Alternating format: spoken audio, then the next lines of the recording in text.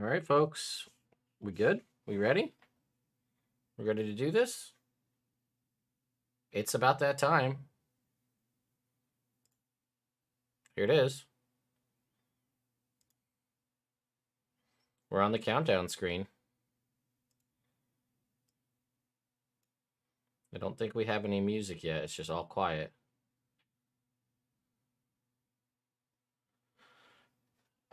So yeah, I guess we'll just wait and see.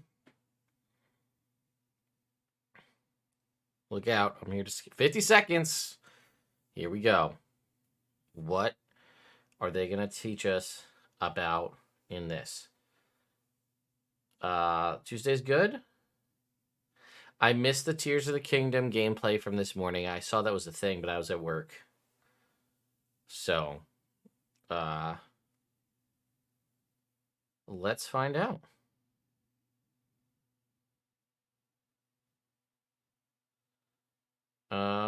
Good morning, everybody. Good morning. Good morning. Here we go. Almost 10 seconds left.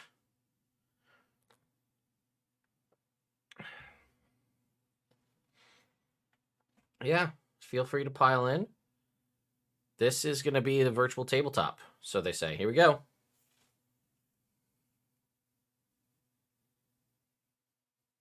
Can you guys hear it? No, you probably can't. Hang on.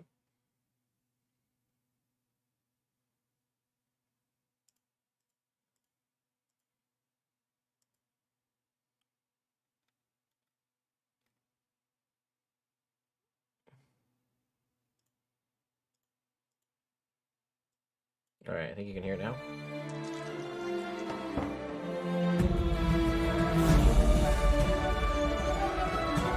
Minecraft?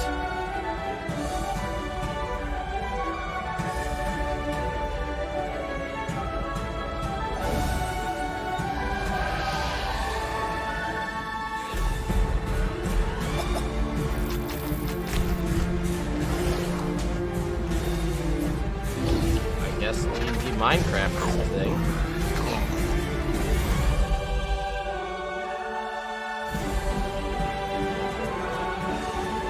Try restarting if you're buffering.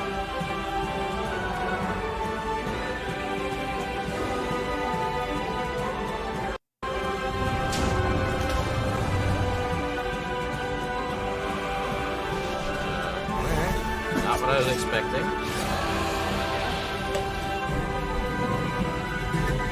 There are many dangers when you adventure. All right, not what I was anticipating. What a way to kick off our show! I can't believe Minecraft and Dungeons & Dragons are teaming up. I know! Minecraft fans and their friends now get to battle all the classic monsters from D&D. What an amazing way to unite these two worlds. And for our D&D fans, we have a little something extra to commemorate your new Minecraft adventure. You can download a special Minecraft Monsters Compendium at minecraft.net and on D&D Beyond at no cost. It features some of your favorite Minecraft mods for you to add to your games. We're going to reveal all the new and exciting things coming to Dungeons & Dragons this year. From the star-studded D&D movie coming out this spring to riveting reveals in the realms of digital, print, collectibles, and more. You can track what's coming up next right here on the screen, so you'll be sure to catch your favorite announcements. And of course, you'll have us with you every step of the way. Right. I'm your host, Gina Darling, and next to me is this strapping young man. I'm Iffy Wadiway. We've been a part of this community for a long time, and we know there are millions of fans out there who can't wait for all this new content. We'll cover the Minecraft We're here to tell you everything you need to know about what's going on in the world of D&D. All right, let's keep the momentum going with the stars of the upcoming Paramount picture, Dungeons & Dragons Honor Among Thieves, right here. All right. We may have to mute this. Hey, Paramount, look at me. I'm right here. You don't need to block this video happening. Yep, goodbye. Sorry, we are not getting this live stream taken down due to Led Zeppelin playing in the background. So I am muting it while that happens. Look at, here I am, me talking. This is not the movie. You don't have to claim this video, Paramount. Okay? We just want to make that well known. Okay? I've already seen the movie. There's an entire review of the movie in its entirety up on my YouTube channel where I basically go line for line with my good friend Dan. In that one fun, we go through the entire movie. We have a spoiler-free review of it, and then also a spoiler in-depth discussion of the movie in its entirety, basically almost rivaling the runtime of the movie itself. But yes, so that is a thing that happened. You know what? If they claim this chunk of it, it's a small piece. I have no music playing, so I probably should put some sort of like watermark over the video. Oh, you know what we could do? Ha ha ha. You can't claim it if the video's not even there, Paramount. This is how we get you. We'll switch back as soon as it becomes a thing. Because I'm not gonna... It happened to be a bunch of times. So I'm watching it. We'll just cut it back when the need arises here. Okay. Ooh, which reminds me. What are you doing? We're hosting a show right now, dude. Well, after seeing the trailer, I wanted to make a bard like Chris Pine's character, so I went to playdnd.com and found one of these pre-made character sheets. Then I filled out some stuff and made up a name, and ta-da, character created. Whoa, hold on. Sorry. What Iffy's trying to say is, if you want to play D&D with your friends, you can start by going to playdnd.com and create a character of your own, right? Yeah, I mean, I'm already done. We can play later. Yeah, and that's not all. Check out this song and dance on how to teach your friends about D&D. Take it away, Joe Cat.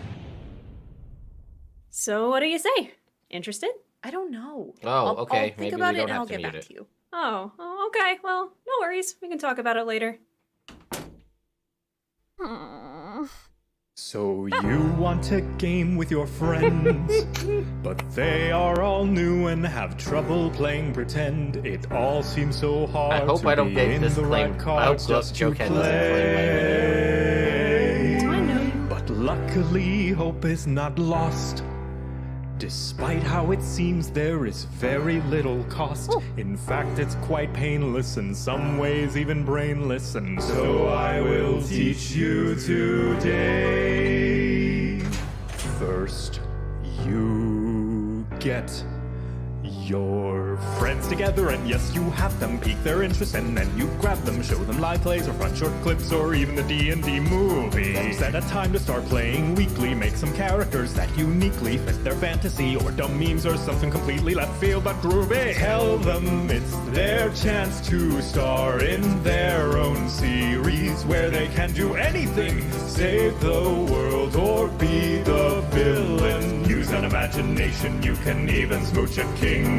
This all sounds fun and everything, but I have a few That Matt concerns. Mercer image on the back I wall can't there. voice actors sing good songs. Embrace the bad, it's fun as heck. I'm scared I might get rules all wrong. Just make some up, or you can check. But who will be the dungeon master? Who knows the most, or the bravest friend? But what if it all ends in disaster? Learn from mistakes and try again! Grab pen and paper and starting rule set, and that's all you will need to start. Oh, we're going pen and D&D paper. with your Digital. friends. Can I have cars and laser guns? Sure, or like fantasy, then do sci-fi, and each setting can take its place by making homebrew or funhouse rules to custom tailor your grand adventure. D&D is so much more than how you start or how it ends. Print some sheets and grab some dice, then go and grab your friends. The trog door in the background too. You know what? I actually do want to give it a try. Yeah! Now, it's no secret that the D&D movie is going to introduce the game we all love to millions of new potential fans.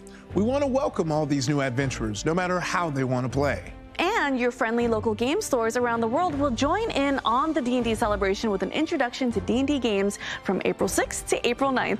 Let's give every new adventurer an enthusiastic welcome to D&D together. And here is curious. another great way to make that movie experience come to life with Hasbro's March Monster Madness. Please, I'm begging you, please have the owlbear. I would sell my sibling for an owlbear right now. Hi, my name is Emily. I use she, her pronouns, and I am the Check brand out manager those for Dungeons & Dragons figures. toys Let's over go. at Hasbro. We have been working on a lot of awesome D&D toys this year to celebrate the upcoming theatrical release, Dungeons & Dragons Honor Among Thieves, and D&D lore in general. Some of my favorite toys that we're making include our Golden Archive collection, which are our 6-inch scale figures that have premium deco. They're highly articulated. They're so much fun to play with. We have our Cartoon Classics assortment that celebrate the 40th anniversary of the 1980s cartoon, and our Dicelings, which are the first ever D20s that convert into your favorite D&D monsters. Today, I am so excited to get to show to you for the very first time 3 of our upcoming Golden Archive monster releases. So we have our new Golden Archive Xanathar, our lore-inspired owlbear, and then our Dungeons & Dragons Honor Among Thieves Displacer Beast. All of these are absolutely fantastic figures that you are definitely going to want to add to your collection. If you'd like to learn more about these figures, have the Golden please Archive, plan on heading over to the Hasbro Pulse YouTube page tomorrow at 11 a.m. Eastern Time, 8 a.m. Pacific Time, for a fan stream. Pre-orders for these 3 figures open tomorrow afternoon at 1 p.m. Eastern, 10 a.m. Pacific Time. Xanathar and his Displacer Beast are going to be Hasbro Pulse exclusives, and then our Owlbear is going to be a GameStop exclusive with limited quantities available on Pulse. For the so Owlbear. We hope to see you tomorrow for the fan stream. Thank you so much for joining us, and enjoy the rest of D&D Direct. I need it so bad. The brown owlbear figure will be available at GameStop, and you can get the Xanathar and Displacer Beast from Hasbro Pulse. He's my favorite. Well, check out these stunning Hasbro secret Pulse layer cards from Magic the Gathering, featuring characters from the D&D movie. Okay, movie crossover with Magic. Okay, not surprised. This is a kind of a no-brainer, right? It makes sense. We've seen the art too, so that kind of tracks, right? Larcenist, lootinist. I don't know if I would agree with that, but all right. Beautiful. And look, the regular cards and premium foil cards are on sale today at MagicSecretLayer.com. Oh, okay. You can go get the cards There are if you're a so many fan. ways to engage right now with Dungeons and Dragons. We've seen pathways today through film, collectible cards, and figures, but there's nothing as fascinating as a gripping story. And one of the best ways to immerse yourself in the Forgotten Realms is through the mind of author R.A. Salvatore. R.A. Salvatore is a New York Times best-selling author, father of the legendary character Drizzt Do'Urden, and creator of the epic series detailing Drizzt's adventures through the Forgotten Realms. You know, Drizzt has been thrilling fans as a noble ranger with impressive swordsmanship and compelling, conflicted personality for 35 years. And now, in the final book, Salvatore's latest series, The Way of the Drow trilogy, is coming out this August. To tell us all about his latest book, and also what that Neverwinter collaboration was like, here's the fantasy writing goat himself, R.A. Salvatore. Maybe you call Mark? I wasn't planning to be an author. I was a math science major in college. I was going to be a technical writer maybe after I kind of switched over, because after I read Tolkien, I wanted to be a writer, or at least I wanted to read. But I ran out of fantasy books to read, so I wrote my own. When I started writing, Drizzt wasn't even in the outline that I had to do when I was doing the audition to get the first book. And I got a phone call that said, I'm late for this meeting. I have to get in there. And I need a sidekick for Wolfgar. What's his name? And off the top of my head, I said, Drizzt Do'Urden of Daemon de Chesbrennon, the 9th house of Menzoberranzan. She said, can you spell it? I said, not a chance. And that's how he was born. He was the classic, misunderstood, unappreciated hero. People don't get him. They judge him unfairly. He feels like people don't know who he is. They don't accept him. It's not the content of his character for him. Who doesn't feel that way? He just resonates with people. Drizzt believes in personal agency. That's what these books are all about, is personal, individual agency. You are responsible for who you are. It's not hereditary. It's your responsibility. One of the things I've said about these books from the very beginning is that they're how I make sense of the world. I take these characters and I put pressure on them. I ask for answers to the questions I have about the world I live in. And that's what these books have done for me for 35 years. And Way of the Drow is like, it's come full circle. In the third book, Loth's Warrior, this is the fight. Drizzt has come an awful long way. He is the catalyst for the war that's gonna happen in Menzoberranzan. He's a big player in this, whether he wants to be or not. And if he dies there, he's okay with it because he's following what he has to do. And he's completely accepted that. It's very different to write for a video game than writing a novel. When I'm writing a novel, I'm giving you people through whom you will see the world, right? You're going to walk down the road looking at the world through its eyes. Oh, when I'm writing a video game, Neverwinter however, expansion. the most important character in a video game to a player is the one they're playing. Neverwinter. The work they're doing always astounds me. So there's a and Menzo the Baronzon fact that they're expansion for piggybacking the on Neverwinter stuff MMO. I did makes me feel very, very good. And what they really want us to do is come in and help them write something that's not in the books that would make sense alongside the books. So it becomes a true collaboration. When I started this journey, I thought it was going to be like a lark. I wanted to get my name on a book. When somebody writes to you and they say that something you've done has had a positive change in their life, it reminds you what a privilege it is to be able to be let into someone else's life through your work. Because, they're bringing it to the book. I get letters from people saying, these guys became my friends. Or I get a letter from someone who's really ill and says, I didn't think I could beat this, but I think of Drizzt and what he went through. I can beat this. I'm sitting at home one day, and what shows up at my house but an American flag, along with a poster of a chopper flying over a fire base in Afghanistan. And it's signed by everybody on the crew and at the fire base at the time. And they were reading the Drizzt books. And they were saying, you're making us forget what we had to do today and not think about what we got to do tomorrow. Thank you. You don't expect that. I mean, awesome. I'm trying to just make people have a few hours of fun, enjoyment, entertainment. But they take it and they make it more. And it's a real privilege. And it's humbling, it's inspiring, it's why I do what I do. Dude is awesome. I love R.A. Salvatore. Video game, hold on. Oh, this is the trailer, the dummy. Menzo Baronzon is a prison. I am fortunate to have escaped. It is my hope that This is just someday voice, I assume. this place can be cast open, its citizens freed from their captor. Yeah, there he is. Purple-eyed boy.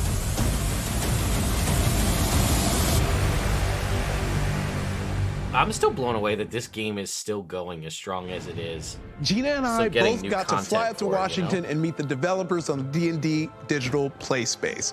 We are Here we so go. excited to share all the secrets we This discovered. is what we so want, check folks. This out. Everybody tune in. This is the VTT. Hey, how's it Hey, how's it going? Are you guys ready? Amazing. You guys ready to play some D&D? Yes. Oh, yeah. All right, this so is we've it. got 4 really cool characters here. Let's look Is for anyone thinking actual about footage, anything not specifically just as you're looking at like these? let's I'm see they thinking move Dwarven. around. I like his beard, and I want to be a bearded man today. Nice. All right, so you Are you having fun dragging him around? Oh, yeah, it's a blast. Very I've actually had the sorcerer I've been Tale-spire-y. wanting to play for forever. Is there a way I can just port it in? Yeah, is it on D&D Beyond? Yep.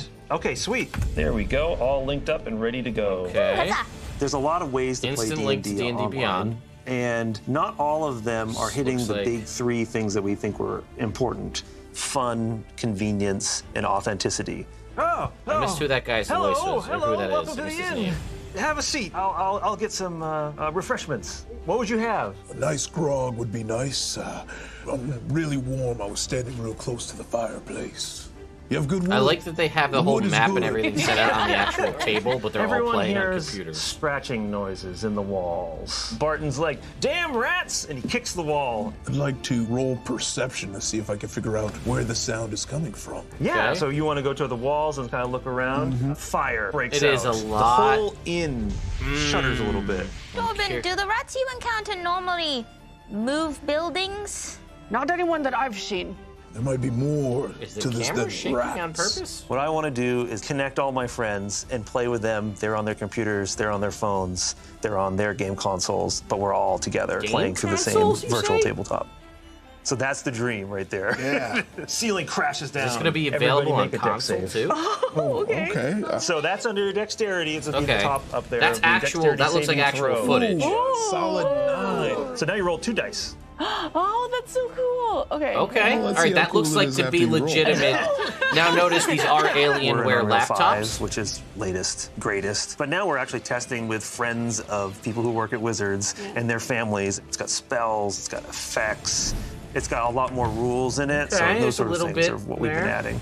I will go over to this flame here. I like the snap to and grid sort of for rub my the hands together measurement and of go, movement. All right, please That work, I do please like. work, please work. And I'm going to cast control flames. Nice. To extinguish them. We're just trying to like show you where the rules are, not being like, oh, once you get to the end of that, you can't move anymore, because that's not really D&D to us. It's like if your DM's okay with it, My and biggest you wanna do a concern is flip and land on the resources. table, then that's just how the game gets played. Yeah, go ahead. Just put yourself right up on top of the roof. Okay, it does look like we are seeing The real-time ground shakes, movement on the trembles, screen and there. an insect like the mouse beast comes out with gnashing pinchers.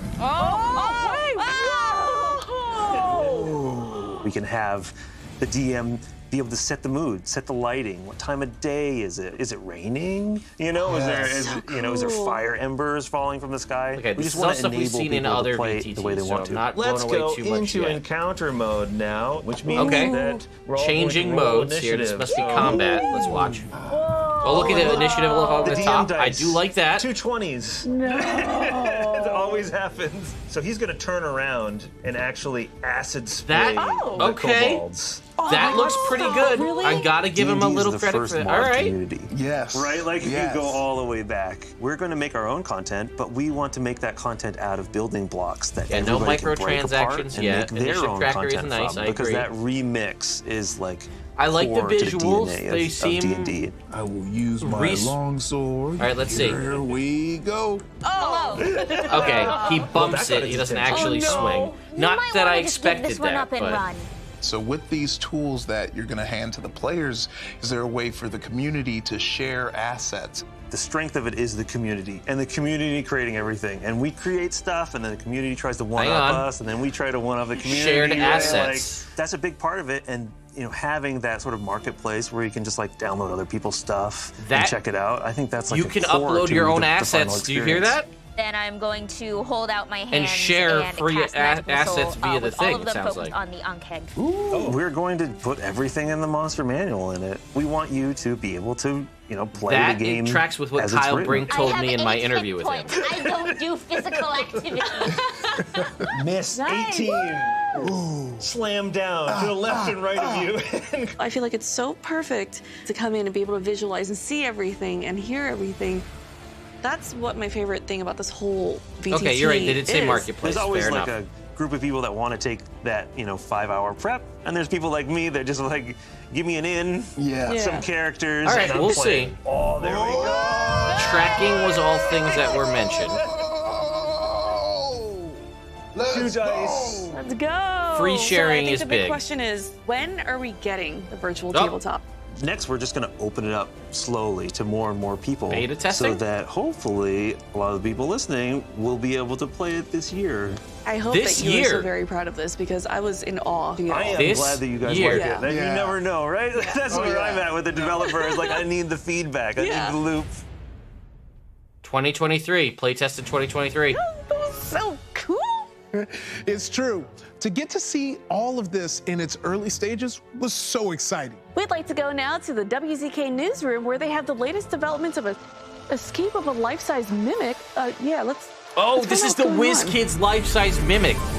Dude, this thing looks Good morning, so and welcome to good. WZK I've News, seen where our it. top I've story seen is the early continued search promo for pictures his of it. It looks so life-sized mimic, good, guys. I which wish recently escaped it wasn't containment as much from the money Whiz as it is Kids' because I'd top love to secret have research one. facility. It was last seen taking acting classes on Santa Monica Boulevard. Ready for this? I'm getting some breaking news. Just in, it seems there's been another escape from the Whiz Kids containment facility. I'm being told that a baby owlbear is now Baby also owl? on the loose. Whoa, hold on. It That's appears new. The creature has deadly What? claws, razor-sharp talons, and eyes that will melt your heart. Anyone who sights the baby owlbear is That's a encouraged new one. not to approach it. You and definitely will. not to take it home, no matter how much. Where was that they might be conversation, my taking. friend? You From could have everyone told me here at about Channel that. 20, thanks for watching. I'm Hank Presto. Good night. You and me are gonna have words, Will. That's awesome, though. I'm so excited. The mimic looks so good, dude. It looks, it's like this big. It's massive. Next up, we have Joe Manganiello here in the studio. Oh. He's the director and producer got- of the D&D documentary coming out next year, Okay, the and documentary. he has a special update just for us about where they are in Okay, the we making got Joe. of. Hi, everyone. I'm Joe Manganiello. Like many of you, Dungeons & Dragons has had a huge impact on me ever since I was a kid, growing up, spending summers on a small island off the coast of Maine, and then throughout the rest of the year back home in Pittsburgh. It provided an incredible wellspring of form and creativity that sparked a lifelong love of storytelling that began galvanizing itself through my role as a dungeon master, beginning at the young age of 9. Ultimately, it was my love of Dragonlance that opened the door for my involvement with the brand, we heard the words. working tirelessly to develop a live-action version of the Dragonlance novels that have never been far from my thoughts throughout all these years since I first read them. But I'm here today speaking to you because I'm also in the middle of directing and producing the official 50-year history of Dungeons & Dragons documentary, working alongside leading Dungeons & Dragons scholar John Peterson, his co-author of several D&D books, Kyle Newman, heard that, right? And my brother and producing partner, Nick. Being that we're standing on the precipice of the 50th anniversary of Dungeons & Dragons in 2024, it was the purpose of this documentary to be made. We're also currently in production filming elevated conversations with a host of creators, directors, screenwriters, authors, showrunners, rock stars, politicians, talk show hosts, comedians, professional wrestlers, studio executives, and visual artists who all came from completely different worlds but transformed their own lives. And as a result, the culture we live in. And I think it's important to say that we're not just documenting D&D's roller coaster of a history, but the incredible impact that it's had on the world and our culture up till now. So stay tuned. I mean, I'm we'll available, be bringing you Joe, more updates throughout the year as we get closer to the documentary's release date. That's right, in the Year of the Dragon, 2024. Thanks so much. That documentary is going to be the perfect way to celebrate 50 years of Dungeons & Dragons. It's so true. It's amazing getting to understand the inspiration behind it, how it has evolved, and the passion that still guides and empowers this legendary world of adventure and fantasy. There has never been a better time to make the epic stories of Dungeons & Dragons part of your personal story. There's room in this adventure for everyone in whatever way you and your friends and family like to engage most. Yep, the fun of sharing our imaginations and our individual passions with others is what Dungeons & Dragons is all about. That is why it's been such a pleasure to be here today to share and celebrate this next leg of our adventure together. Iffy and I thank you for joining us here at D&D Direct, but before we go, we have one last piece. Okay, here we go. The veritable boss battle of our whole show. That's right. You're going to see the seeds of storytelling that have been building over the past decade. You're also going to hear about what's coming next in the stories and adventures from Dungeons & Dragons Studio in 2024 and beyond. All right. Take it away, Chris Perkins and Jeremy Crawford. I met these guys. Hey there, everyone. We are so excited to talk about what we've spent the past decade building and exploring together, the D&D multiverse. Within these stories, we've visited fantastic worlds, embarked on thrilling adventures, and come face to face with a few of the D&D multiverse's most iconic characters and conflicts. We began our exploration of the multiverse in 2014, laying the foundation for exciting stories to come. Together, we uncovered mysterious is that what it's going to be called? D&D obelisks Multiverse? That might be the name? with incredible power. Instead of one D&D? We fought off corrupt prophets of elemental evil before they could obliterate the Forgotten Realms. We battled giants, bent on conquering the Sword Coast, and we bore witness to the terrifying return of Tiamat, the evil queen of dragons. We also encountered some of D&D's most timeless figures, iconic spellcasters like the world-hopping wizard Mordenkainen, who confronted the vampire lord Strahd, and the witch queen Tasha, famous for her potent spells and tomes on fiendish lore. Were they friend or foe? Well, that was for you to discover. So what's next? As always, the D&D multiverse just keeps on getting bigger. Hang on. In 2023, we'll pick up where we left off and introduce some new narrative threads. Let's start with Keys from the Golden Vault, a burglar's dozen of daring heists. One of the 13 adventures takes place in Revel's End, the bleak prison that features in the upcoming D&D movie Dungeons & Dragons Honor Among Thieves. Next, we'll marvel at wondrous legends and giant civilizations in the book Bigby Presents Glory of the Giants. Bigby, another timeless figure from D&D's multiverse, will expand on the origins of giants and their titanic struggles with each other as they vie for power. Nothing new here, just a little more. After that, we'll further explore the mystery of the obelisks that have cropped up in so many of our adventures. Phandelver and Below, the Shattered Obelisk, marks our return to Phandalin, where a mysterious obelisk begins to unleash monstrous danger beneath the earth. Next up is Planescape, Adventures in the Multiverse. In this book, we'll return to Sigil, a place where anything can happen. It's a city where everyone and everything is together, and as we know, that can lead to, well, disagreements. This realm of possibilities is full of wild and weird planes of existence for you to explore, and sets up our major adventure in 2024. And we'll end this year with a closer look at a magic item that has been a delightful source of chaos in D&D, the Deck of Many Things. For the first time, we're delving into the multiverse-spanning story behind this bedlam-causing, campaign-rocking item. Remember, the D&D multiverse is always expanding. Even with so many new stories coming to light, there's still so much more to explore. And so many more stories to tell. A major D&D villain will be making his long-awaited return in the not-too-distant future. That's gotta be Vecna. Dare we utter his name? Those of you who've watched Stranger Things may know Vecna as an otherworldly monster. But this villain's true cosmic horror will be unleashed in 2024 with a world-hopping adventure that both celebrates our 50-year history and reveals even deeper plots for years to come. Vecna's reign of terror is just one example of the interconnected storytelling that can be found in D&D. Every new product is a chance for us to build on earlier work and plant new seeds for the future. It's true. Vecna is just the beginning. You're going to see so many more surprising connections emerge during the next 5 years. For example, the Red Wizards, whose evil is on display in the D&D movie, will have their own epic story in 2025. And speaking of villains in red, fans of the Dungeons & Dragons cartoon will be pleased to hear that the red-clad sorcerer Venger, that show's main antagonist, will return in a D&D adventure. And let's not forget the League of Malevolence, an assemblage of villains introduced in the wild beyond the Witchlight. These villains seek power across the multiverse, and you will learn more about them and their members in the years and stories to come. There are so many future secrets and stories that we can't possibly cover them all here. We can't wait to reveal them to you one by one. Thank you for supporting, sharing, and telling these incredible stories with us. D&D fans are truly the heart of this brand. What we write, you bring to life. And the most exciting twists and turns in Dungeons & Dragons are still ahead. Here's to the next leg of the adventure. Thanks for watching, everyone. From all of us here at D&D Direct, thank you for adventuring with us for nearly 50 years. There was Here's to 50 more. To 50 more. Goodbye, everyone.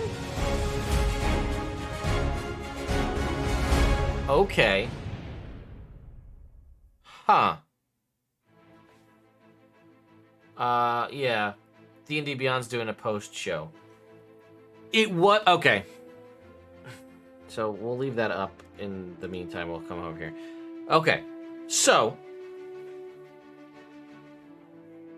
I think okay. Virtual tabletop first, right? Looks okay. I'm actually going to be able to see this kind of hands-on when I go to the Content Creator Summit next week. I think that's a large portion of what we're doing is we're going to get to see and play around hands-on with the virtual tabletop. So that'll be a thing, right? I'm going to mute this in the background while we continue to talk. So I will get you as much first-hand information on the virtual tabletop as I'm able to get. I did find it interesting that there was not a singular mention of 1D&D. They did continue to mention the D&D multiverse, which for all we know could possibly be, instead of calling it 6th edition or 1D&D, they might call it like D&D multiverse edition. That might just, maybe, I don't know. That maybe not, we don't know. So Venger is going to be a legitimate character, which is very interesting. So does that mean... I wonder if all of the discourse around Dragons of Stormwreck Isle, about how all the artwork for Dragons of Stormwreck Isle showed the D&D cartoon characters, yet they made no presence or any existence inside that adventure, like resonated so much that people were so upset about it that they were like, hey, we should probably do something with that. Because they have a little allusion to it in Wild Beyond the Witchlight, in the Witchlight Carnival. You can see like the Dungeons and Dragons ride. So that's cool to see Venger come back. Also, they said over the next 5 years. So does that mean we have a 5-year plan? It sounds like we have a 5-year plan for D&D, touching on things like Vecna coming next year, which isn't next year the final. Did we finish Stranger Things? I don't really watch it. Is it done? Is there one more season that would tie up with that pretty well in that aspect? We saw Venger. We saw something to do with a Modron. So we're seeing more future planning. So I wonder, is this just like that's all they want to tell us right now is a 5-year plan, or is like one D&D a 5-year plan? I don't know.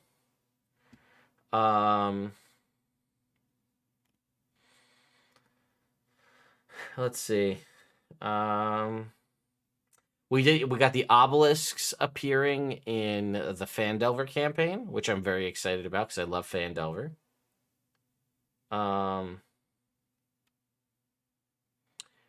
They did not murder the cartoon characters.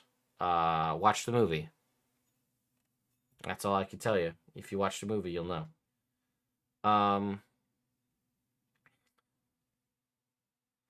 Let's see.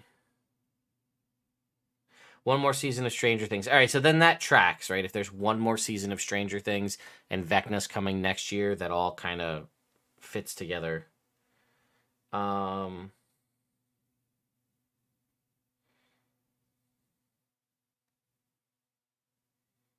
No dates. We did get a 2024, and I think we got a 2025 as well, they mentioned.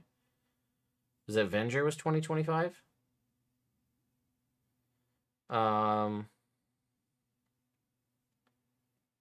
It could be the first. Vecna could be the first adventure in 1D&D.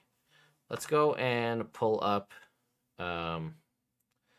So D&D Beyond is doing an after show talking about this stuff. Let me go and see if we can watch it again and just slow it down. Oh, Red Wizards. Thank you. Thank you, Rich. Red Wizards is 2025. And then Venger is sometime post that. Vecna might be used to justify the edition change, just like it was used. Yeah, they seem to have gotten away from the concept of in-world justifications for edition changes. I don't disagree with that. I mean, the using an in-game story to justify, right? So those of you that are unfamiliar, things like the Spell Plague, the Sundering, the Second Sundering, and so on, these sort of world-shifting Forgotten Realms-like events were issued in the course of stories and novels to transition from one edition to the next. And that was like they would, and I actually very much liked that. I thought that was a really cool concept. They've pretty much stopped doing that. I think, no, it seemed like the obelisk is tied. I mean, it might have greater ties to things in the future, but it's somehow tied to Phandelver, which I thought was really interesting. So people are saying like Vecna lives, die Vecna die. It might be like a continuation of like that Vecna series. Because you have what, die Vecna die, isn't there like Vecna lives? Maybe this is like a third. Was it ever a trilogy? I don't think it was a full trilogy. So maybe this will be like the third part in that Vecna story. You're right, the obelisks all could be tied to Vecna. That's possible. Dragonlance, like they just kind of casually dropped the live-action Dragonlance series. Like it was announced before, people were saying. Yeah, they just kind of like, whoop, that's a thing that's happening. We'll just real quick drop that on all of you in that Joe Manganiello interview. The Deck of Many Things book, we don't know if it's an adventure or not. All we know is it's coming out later this year, and it will potentially dive. I was hoping it would be more of like a magic item book, But based on what they said, it sounds like it's an adventure tied to like the history of the Deck of Many Things, which could be interesting, right? We saw a Modron in there. Could the Great Modron March be making a return? We are getting Planescape later this year, so anything is possible. Let's see. Like you gotta keep his one card. Adventures for all the cards, total party chill. Yeah, it could be, right? Like the cards are tied. That actually would be a very smart marketing move, would be to make a Deck of Many Things card deck or something that comes packaged with the adventure to kind of allow you to do that. That would be, if I was in charge of marketing at Wizards of the Coast, that's what I would do.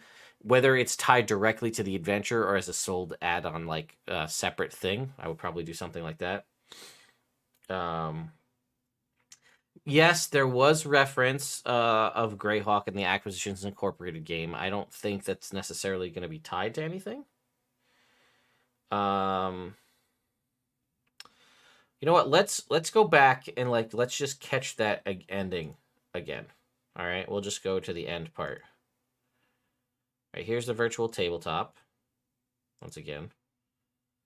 The League of Malevolence was referenced. They are the villains in Wild Beyond the Witchlight. Okay.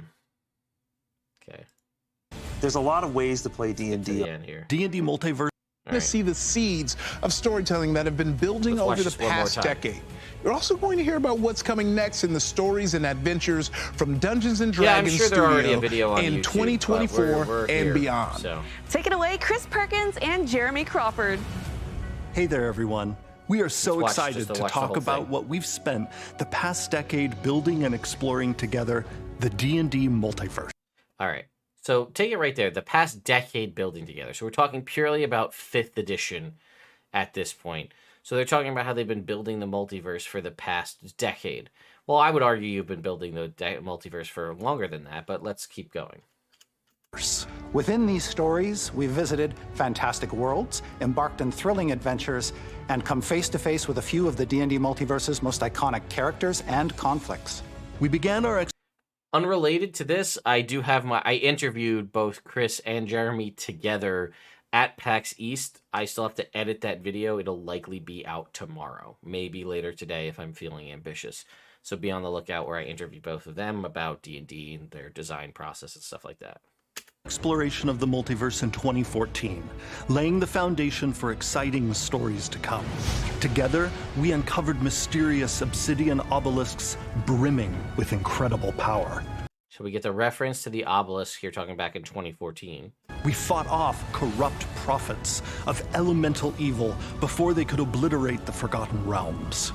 We battled giants, bent on conquering the Sword Coast, and we bore witness to the terrifying return of Tiamat, the evil queen of dragons.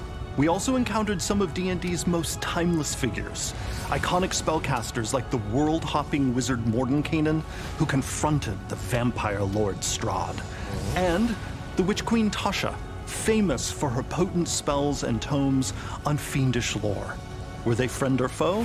Well, that was for you to discover. So what's next? As always, the D&D multiverse just keeps on getting bigger. In 2023, we'll pick up where we left off and introduce some new narrative threads. Let's start with Keys from the Golden Vault, a burglar's dozen of daring heists. One of the 13 adventures takes place in Revel's End, the bleak prison that features in the upcoming D&D movie Dungeons & Dragons: Honor Among Thieves. Next, we'll marvel at wondrous legends and giant civilizations in the book Bigby Presents Glory of the Giants. Bigby, another timeless figure from D&D's multiverse, will expand on the origins of giants and their titanic struggles with each other as they vie for power. So we did, remember we had that Unearthed Arcana with all of the giant-related, like, subclasses and stuff. So Bigby's Glory of the Giants, I imagine this is going to be, like, a similar vein to, like, a Xanathar's Guide to Everything or a Tasha's Cauldron of Everything. It's going to be... Or no, actually, I'm sorry, no. I meant to say Fizban's Treasury of Dragons. It's a book I forgot off the top of my head. It's going to be like Fizban's, a book largely focused on giant kind, but with some player aspects, possibly new races, definitely new subclasses, possibly new feats and new magic items. So yeah, it will be Fizban's, but for giants. And if this does well, I could see this kind of being a something we see going forward, right? We have dragons, we'd have giants, we could eventually get like aberrations and fiends and so on. And sort of, this reminds me kind of like the old Lord of Madness, Libris Mortis kind of books where you have a book kind of tied to a specific enemy. It gives you a bunch of new options and history and things to use for using those creatures, but then also gives you some player character related content tied to it. So I'd say something like that. That's what I'm anticipating based on what they've said and what they've alluded to here for Fizban's. After that, we'll further explore the mystery of the obelisks that have cropped up in so many of our adventures. Phandelver and below. This art, by the way, can we talk about this art? Shattered obelisk marks our return to Phandalin, where a mysterious obelisk begins to unleash. Expand on the origins of giants and their titanic struggles with each other as they vie for power. After that, we'll further explore the mystery of the obelisks that have cropped up in so many of our adventures. Phandelver and below, the shattered obelisk. Phandelver and below, the shattered obelisk. Marks our return to Phandalin, where a mysterious obelisk begins to unleash monstrous danger beneath the earth. Next up is Planescape, Adventures in the Multiverse. In this book, we'll return to Sigil, a place where anything can happen. It's a city where everyone and everything is together, and as we know, that can lead to, well, disagreements. This realm of possibilities is full of wild and weird planes of existence for you to explore and sets up our major adventure in 2024. And we'll So all that sets up their major adventure in 2024. I'm assuming that meant the obelisk specifically, which to that point, I will agree with a lot of you that it does sound like Vecna will be tied to the obelisks based on what they just said. End this year with a closer look at a magic item that has been a delightful source of chaos in D&D, the Deck of Many Things. For the first time, we're delving into the multiverse-spanning story behind this bedlam-causing, campaign-rocking item. Remember, the D&D multiverse is always expanding. Even with so many new stories coming to light, there's still so much more to explore. And so many more stories to tell. A major D&D villain will be making his long-awaited return in the not-too-distant future. Dare we utter his name? Those of you who've watched Stranger Things may know Vecna as an otherworldly monster, but this villain's true cosmic horror will be unleashed in 2024 with a world-hopping adventure that both celebrates our 50-year history and reveals even deeper plots for years to come.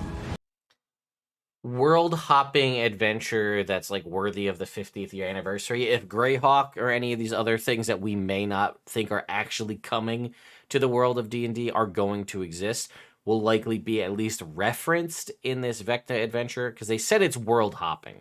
So I imagine you're going to be chasing Vecna through a variety of different locations. This would be your opportunity to be like, oh, and you stop and ask this real quick. Whoop, now you're out.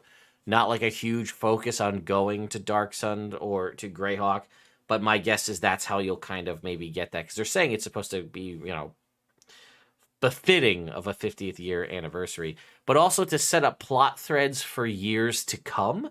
So does this mean we're going to have like this through line of Vecna as like a continuing campaign villain, possibly over years to come? That's kind of interesting.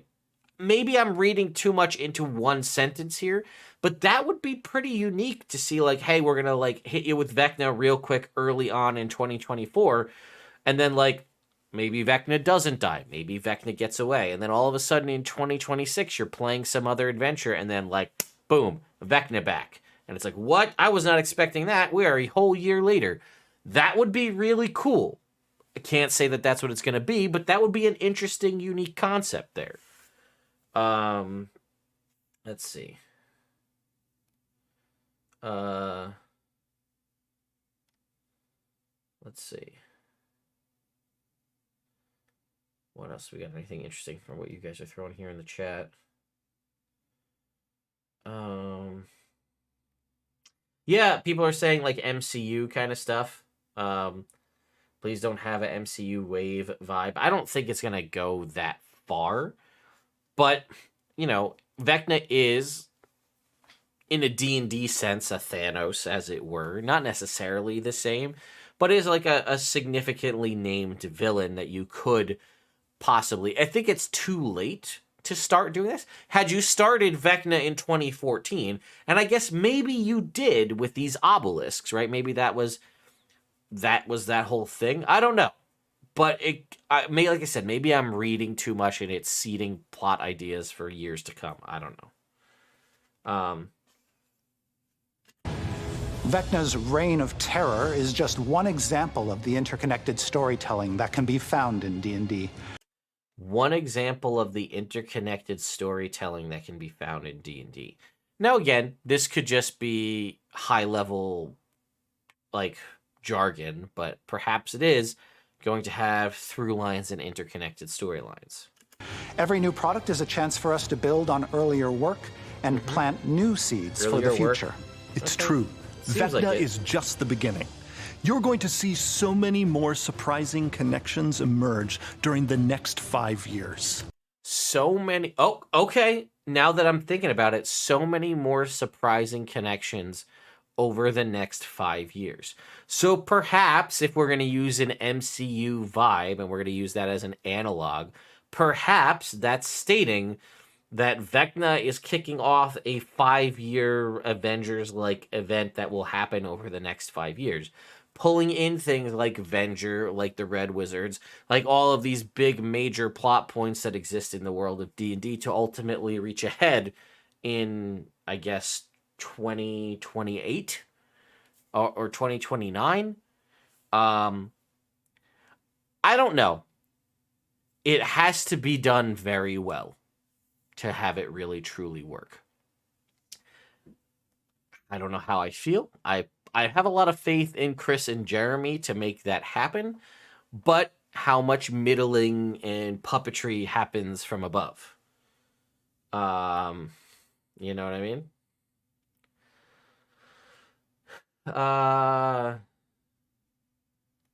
Let's see. Let's see.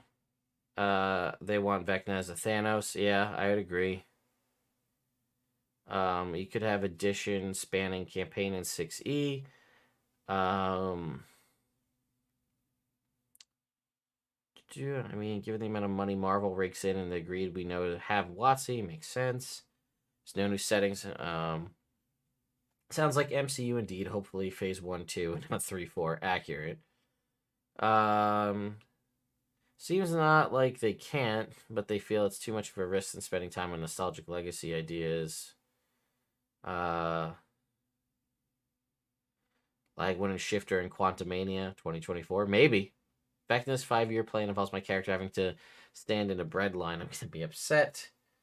Definitely on the right track. Include and introduce Vecna to kick off phase 3 or whatever. Yeah, I think so. Do you think they might want to pull together the most iconic stuff? The Vecna dossier version of Vecna is not good or challenging. Agreed. Vecna sends you back in time and play older adventures, highlight the history in the past. That could be interesting, like a sends you back through time to like touch on classic stuff. That's possible too. All right, let's keep going. For example, the Red Wizards, whose evil is on display in the D&D movie, will have their own epic story in 2025. And speaking of so they're going to be in 2025. We know Zastam also a lich. There could be rivalry with Vecna there. That could that be an enemy of an enemy is my friend situation, or just a stop along the way? That's possible. Villains in red. Fans of the Dungeons & Dragons cartoon will be pleased to hear that the red-clad sorcerer Venger, that show's main antagonist, will return in a D&D adventure. And so there's our Modron. I caught him right there. But you realize that, like, Venger kind of gives me Lich vibes, right? He's not technically a Lich, but you've got Vecna. You got Zastam. You got Venger, right? We're kind of getting into this whole, like, super... I mean, could a Sararak be making a comeback? That's a possibility, too. A lot of these big, high-powered lich, maybe they're all vying for power. Maybe they become a council of liches, and then we have to take them all on, and it becomes like a whole thing like that. You know what I mean? Something along those lines. Venger is not... Venger is a red wizard, but not a red wizard. He's not Thayan, I think is my point there. He's not a lich, I know that. Oh, Lord Soth? Well, they kind of just threw Lord Soth out with the Dragonlance bathwater when they kind of put that out. But,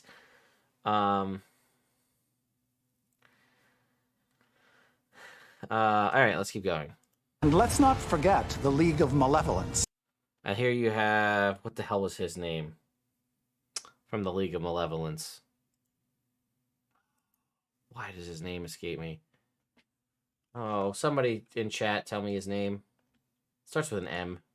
Or no, it doesn't. It's Kalik. My bad. Yes, Kalik, the League of Malevolence. Those characters, you had all of them. They all appeared alongside like the ones whose name escape me that are the good versions that were in the Wild Beyond the Witchlight. Because you had Warduke, right? It was also there as part of the League of Malevolence. Could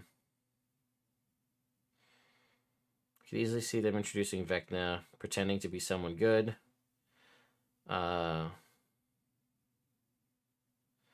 Yeah, I think there could definitely be something there for sure. Let's see. Oops. An assemblage of villains introduced in the Wild Beyond the Witchlight. Right there. These villains seek power across the multiverse, and you will learn more about them and their members in the years and stories to come. More about the League of Malevolence in the years and stories to come. It does appear like we're leaning towards a more like big Avengers level event here. There are so many future secrets and stories that we can't possibly cover them all here. We can't wait to reveal them to you one by one. Thank you for supporting, sharing, and telling these incredible stories with us. D&D fans are truly the heart of this brand. What we write, you bring to life. And the most exciting twists and turns in Dungeons & Dragons are still ahead. Here's to the next leg of the adventure. Thanks for watching, everyone. From all of us here at D&D Direct, thank you for adventuring with us for nearly 50 years. Here's to 50 more. To 50 more. Goodbye, everyone. See what's going on over at D&D Beyond.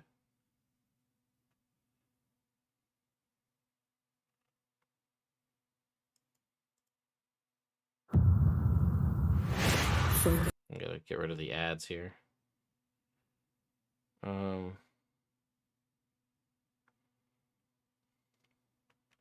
Just waiting for the ad to finish playing. Then we'll jump over to D&D Beyond. Is it Jarrus Crawkins, I hear? It is a Kingler in the background, Von Snootingham.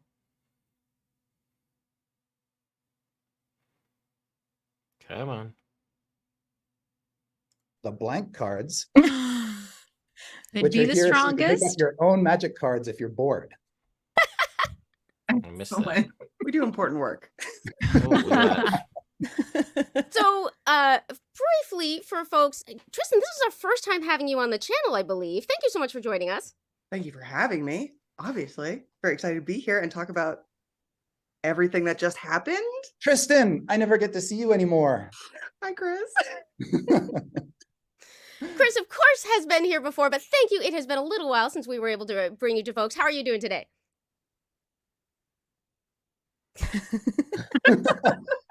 Always happy to talk about Dungeons and Dragons and baby owlbears and displacer beasts. I ordered mine, but there's a 50% chance I might not. There's a 50% chance I might not get it. Get it? Why? Oh my gosh, you got me. I was like, what's wrong with the shipping? Yeah, my community manager brain was like, I must problem solve immediately. It is too early for these Are you jokes. moving? Is it? So thank you so much for a wonderful post show. Thank you, everybody. Yeah, good night. We do good have night. to leave from the shame. We have some fantastic pieces to talk about, but we also have a few questions that we need to put to y'all because you were very mysterious, Chris, inside D&D Direct.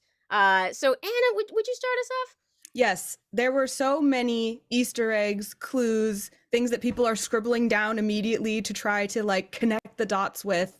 Can you tell us, if not, exactly what they mean, where people might want to pay special attention to those? Or tell us everything. That's fine too. Yeah, actually, please tell us absolutely everything you know. All the elder brain says, I can't tell you everything. Oh, man. Tell us what you can. Well, the elder brain says, I can tell you that it's, first of all, we're having so much fun thinking about the multiverse and the corners of the multiverse we've already visited and the corners of the multiverse we have yet to visit and the corners of the multiverse we're going to visit again. And that lets us bring back some classic villains, and super excited to let people know that our Vecna adventure is going really, really well. And you'll get to visit a number of cool places and worlds in the course of this adventure. That's super exciting. But Vecna is a god of secrets. So yeah, it's all a big mystery. We tried, chat. We tried. Yeah.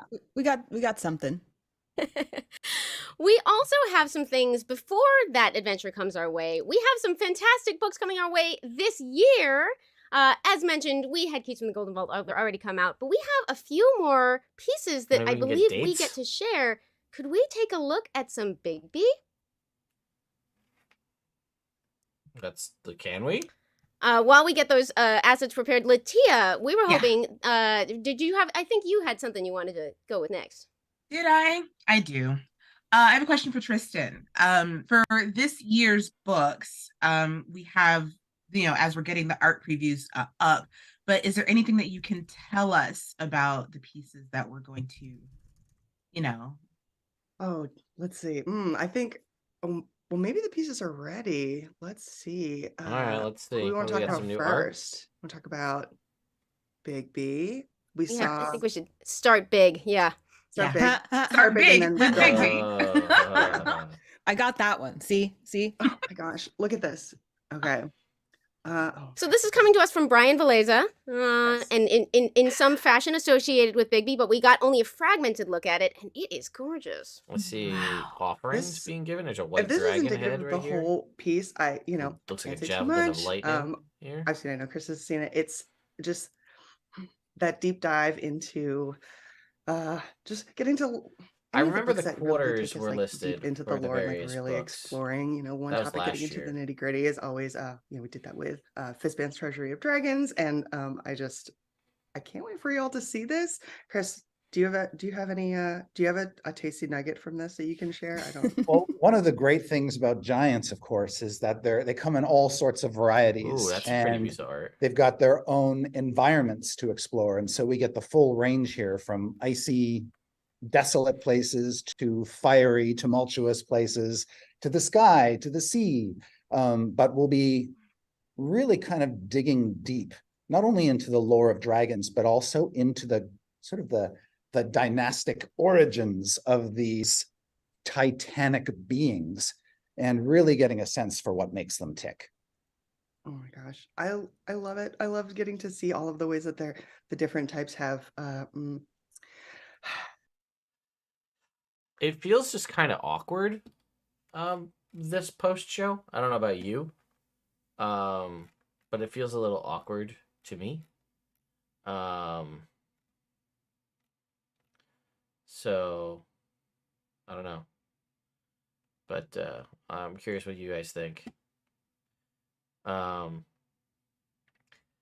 This is why we watch our this is why we watch those other videos at 2 times speed. So we can get through that.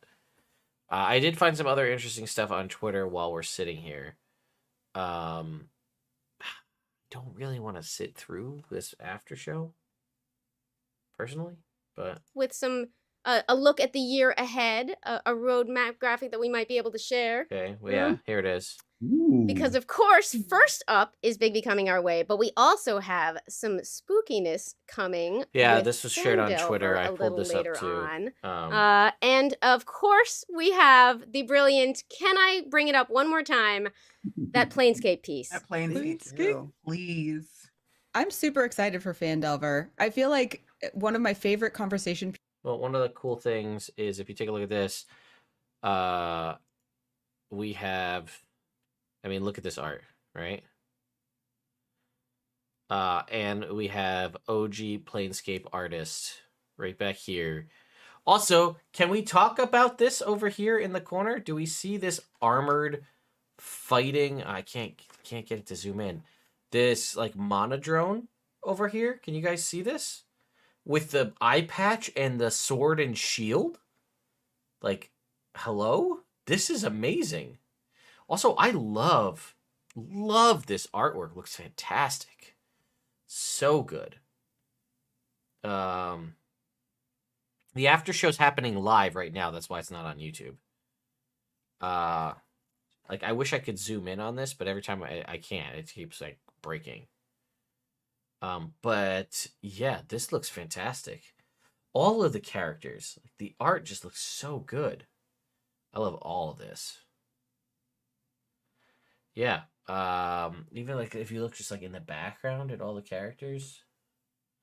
And here's Mort, right? Talking head or talking skull over here, right?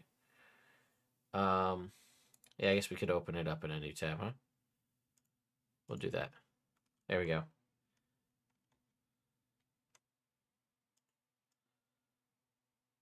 Oh, my camera's in the way, but actually this is quite a large size image. If I hide myself here, take a look at this. Look at this guy. That's awesome. But like, look at the artwork. It's just so good. Look at this. Even in like the background, like the characters in the back here. So good. So it's Tabaxi maybe? Over here? Tiefling? I don't know. Very cool stuff. Anyway.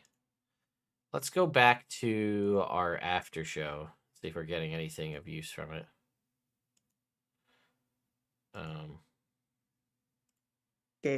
And you know, here he is again, bringing back that like, oh, this sigil, who knows how you want to say it, just that like atmospheric look into it. It's like visual maximalism. We're looking, and there's so many little things to see. There's so many little pieces. Lady of Pain, bam, right up front. And I think, like, you know, obviously can't give away too much, but our trip into Planescape now is, as Chris says, there's the it's GIF there as like, well over here.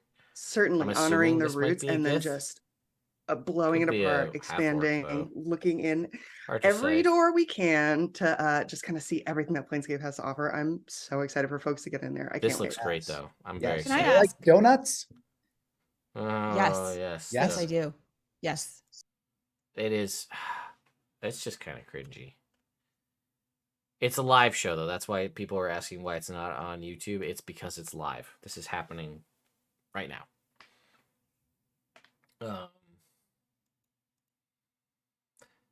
Yeah, we saw our quarter kind of breakdown for the different books, right? So there's actually nothing in Q2, which is a surprise. I thought Bigby's was going to be Q2. It looks like Bigby and Fandelver are both slated for Q3, and Planescape and the Deck of Many Things are slated for Q4, if you look at this. Right, so we have nothing. We have a dry spell of nothing for all of quarter 2. And the rest of quarter 1 ends, you know, in the end of this week. But nothing for like that whole 3-month period, which is kind of wild to just be kind of nothing out there for that whole time period. A little bit of a shock to me, personally.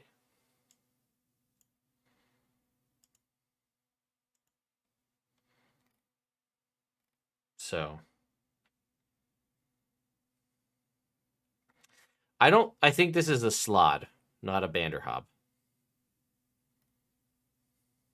Q2's not even the movie, dude. The movie comes out this Friday, officially, which is the last day of Q1, technically.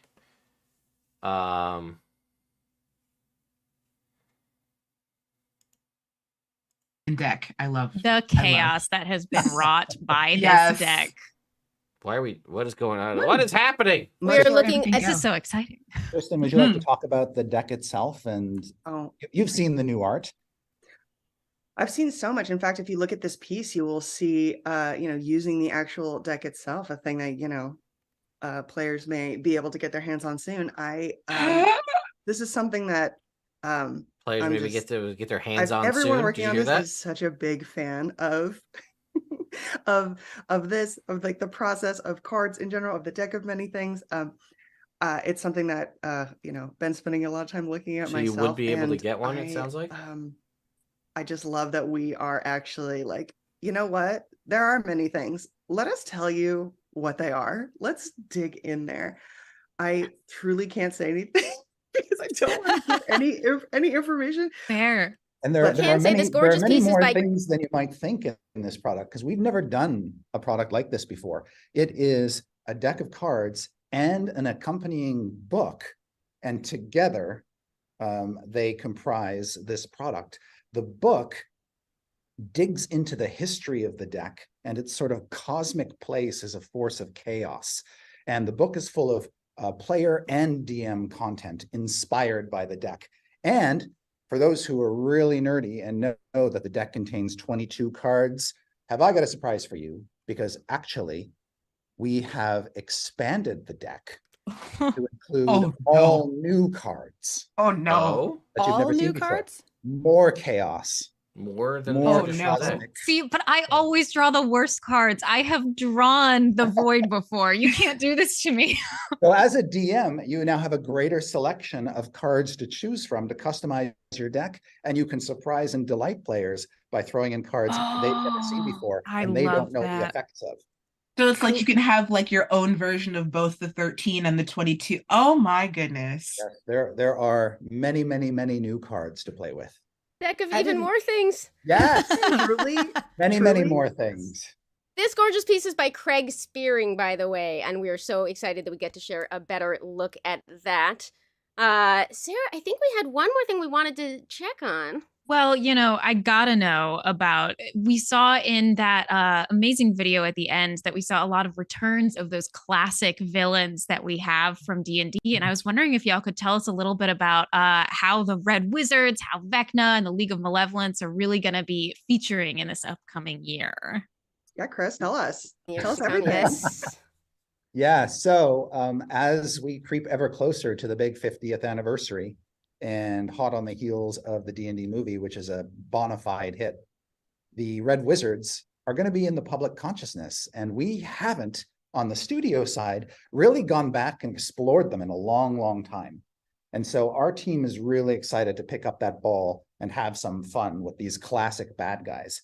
And also build an experience that will help introduce depths to the Red Wizards that people have never seen before.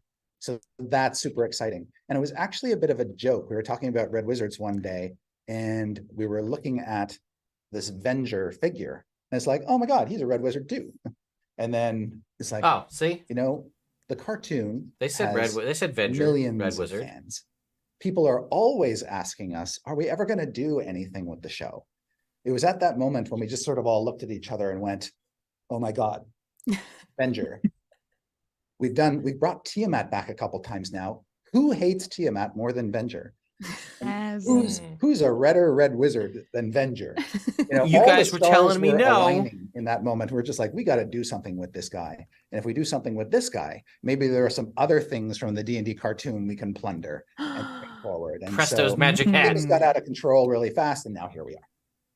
Hold on, I'm grabbing my copy of The Wild Beyond the Witchlight because I just need to recheck some League of Malevolence. I was going to say goodness, but that's not the word, is it? No, not really. Good the badness? Malevolence is all badness all the time, but they're so colorful, and there are so many bad guys who make up this organization, and it's sort of an ever-growing organization. But many of those bad guys, you may not know this, also appeared in the D&D cartoon series of old. Kellic, first the wizard or the sorcerer, he was also in the there. cartoon. Warduke appeared there. And so even though we introduced them in Wild Beyond the Witchlight, they're kind of secondary characters in that adventure. That's because we have big plans for them coming forward. Love that. It really does all fit together. How do you do it? Magic. Yeah, magic and it hurts a few lucky dice rolls. Well, we unfortunately have to let y'all get back to making the Dungeons All and right. Dragons that we love so much. Are there any last things that you would want people to know and where they could maybe follow you for more information? Tristan? Follow me for more information. If they want. I mean, you know, at night when you look up at the stars, know that I'm there working on the things that you love. All right, so I hate to do it, but would you all indulge me in a trip back into the world of the OGL debacle for a brief moment? Would you do that with me for something? All right? Because it was made to my attention and I thought it was worth. Do you remember this? Do you remember this right here? The virtual tabletop policy? Anybody remember this? Do you remember what this specifically said? Anybody? What is permitted under this policy? Using VTTs to replicate the experience of sitting around the table playing D&D with your friends. So displaying static SRD content is just fine because it's just like looking in a source book. You can put the text of the magic missile up in your VTT and use it to calculate and apply damage to your target. And automating magic missiles to replace manual rolling and calculating is just fine. The VTT can apply the magic missile's 1d4 plus 4 damage automatically to your hit points target. What isn't permitted are features that don't replicate your dining room table storytelling. If you replace your imagination with an animation of the magic missile streaking across the board to strike your target, or your VTT integrates content into an NFT, that's not a tabletop experience. That's more like a video game. And what did they showcase in their virtual tabletop? Spell effects? Replicating the way things work, streaking across the board to strike a target, which i.e. is more like a video game, a thing that they were going to crack down on virtual tabletops outside of their internal ones to make it so that others couldn't do that, because that didn't replicate the story of like what it would be to sit around a dining room table and play D&D. Yet the first thing they show us, or one of the first things they show us in their VTT, is spell effects, making it more like a video game and less like a virtual tabletop. I don't know. Just thought it was worth mentioning. Anyway. Take that with a grain of salt. There you go. Anyway.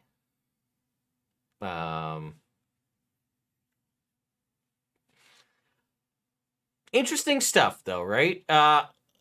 Probably one of the most interesting things was the lack of mention of 1D&D in any aspect of any kind. A little surprised. We know it's coming in 2024. We know it's in playtest, so maybe they felt the need not to discuss it further because nothing's really changed. And I'm okay with that, right? If you're like, hey, 1D&D is coming in 2024. We're in the process of playtesting now. We're not really going to talk about it. But you know what you do? You start the stream off with that. Because everybody, and I saw it constantly in the chat, where's the 1D&D confirmation? And there was none of that. So what I would have done, and it's not like, I'm not asking for a lot. You just have at the start, like, hey, you know, you have Jeremy, Chris come on at the start or whoever and say, hey, we just wanted to touch base really quick because we know you're curious about the future of 1D&D. And you say basically just that. 1D&D is still planned to release in 2024. And as we've discussed, the playtest process is still ongoing. Nothing has really changed on that. So that will be outside of the scope of this video. End of story, right? If they keep the cadence, D&D Direct happens in March and we'll get like a Wizards Presents later on in the year. more towards the fall timeframe, or maybe it's end of summer. I forget when it was last year, whenever they announced 1D&D officially. We might get an update on 1D&D at Wizards Presents at the end of the year. And that's okay, right? I'm okay with that. And this obviously was, it's the end of quarter one. So let's also think about it this way, right? Let's turn off our D&D player fan brain and let's go to business mode, okay? It is the end of Q1 on Friday. Potentially any of the financial impacts that may have been seen or affected due to the OGL debacle in the first quarter of 2023 will not be shown or really hitting the books for any of the Hasbro investors until quarter two, which is starting post-Friday.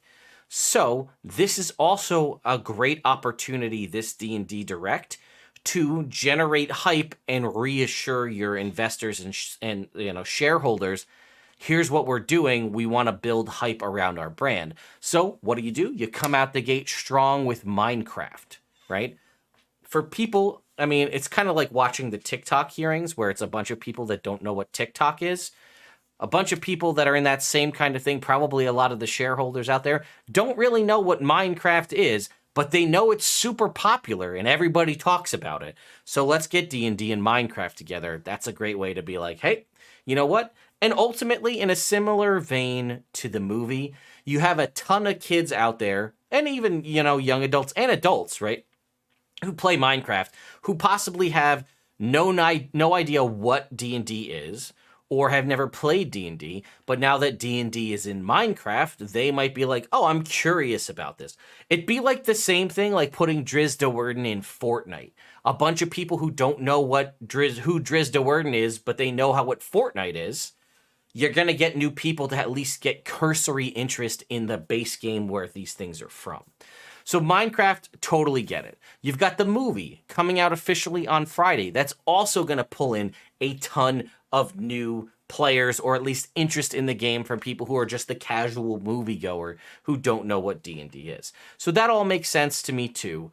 The virtual tabletop, again, a super high level focus to showcase what it is. I get it. Yeah, they could have also ended it with a in regards to 1D&D. That would have been fine as well. We had Joe Cat in there with a song about learning to play D&D. That's a good little catchy thing. I mean, you might have a lot of people out there just fans of Joe Cat. I feel like people that are fans of Joe Cat also know D&D, but that could just be, maybe I'm just projecting because of my knowledge of D&D related stuff.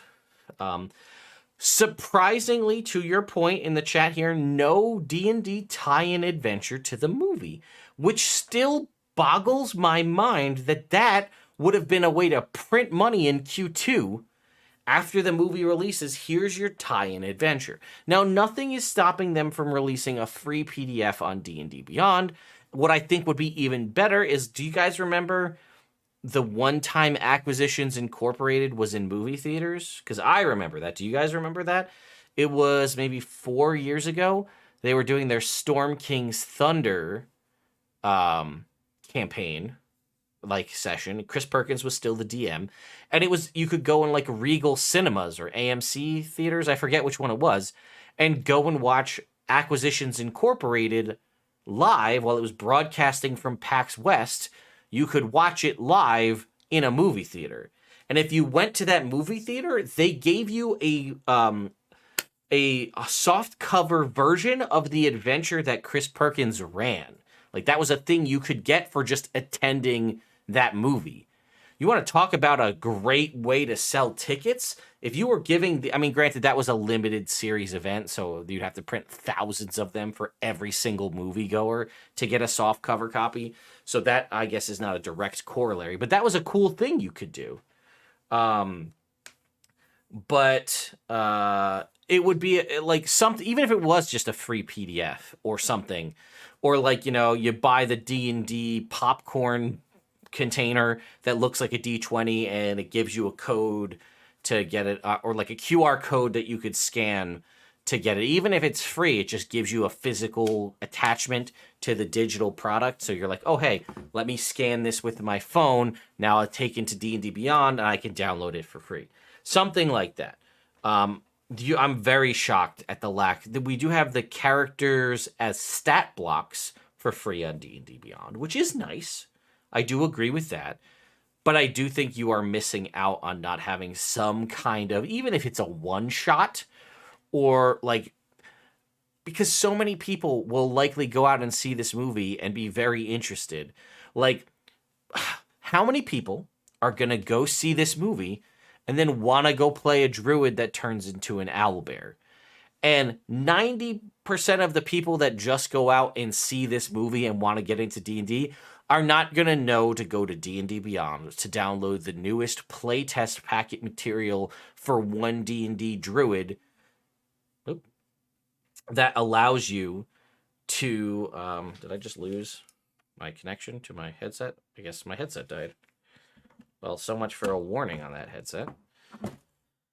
Anyway, plug that in. Anyway, as I was saying, they're not going to know to go to D&D Beyond to go and download the playtest packet to be able to play the one D&D version of the druid that allows you to transform into an owlbear. If a lot of these people who just see the movie and want to go do it, they will likely go to the free rules or go straight to a Target, Barnes & Noble, Amazon, whatever, and buy the player's handbook, of which you are not allowed to play an owlbear. So a tie-in adventure that allowed you to do that, or something along those lines, just seems like a good way to continue that momentum, right? It's, if you've looked at the reviews, mine included and everybody else's, and just the general like Rotten Tomatoes score for the D&D movie, it is generally very positive. So the hype around this movie seems to be real. Whether you feel like that's the case or not, it will pull people to it. And as such, maybe it's only 10% of the people who go and see the movie who haven't played Dungeons and Dragons take up the slightest interest in it and possibly wanting to go play. You need, like, a movie tie-in is a guaranteed way to keep those people engaged, because like, oh, I just saw this, let me play this. It just, maybe I'm going off on a tangent here, but I'm a little riled up, as you can tell. But anyway, that's that piece. The virtual tabletop, we discussed that. Again, I do know for a fact that a portion of what's happening at the Content Creator Summit will be focused around the virtual tabletop. I don't know if we're going to be able to actually go in and like live tool around in it, or what we're actually able to do. I also don't know what I'm able to capture video-wise. I know I'm definitely allowed to like record things and take my own personal notes and then turn them into videos or articles and things after the fact. I don't know if I'm actually able to like screen cap what's happening in the virtual tabletop and then post those videos. I do have, I think, a couple of emails about like what's allowed and what's not. We also are given several like Q&A sessions with the devs, so I'm going to plan to use that as an opportunity to question about things that we saw today, as well as things coming in the future with 1D&D, as much as I'm allowed to do. But yeah.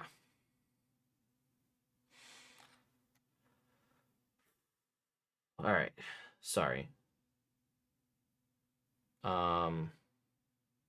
Drop a video about an hour ago about D&D Direct where they mentioned porting it over. Yeah, the virtual tabletop does seem to have integration with D&D Beyond, which is a good thing. I saw that, where you could basically link your mini to your D&D Beyond character sheet, which is good.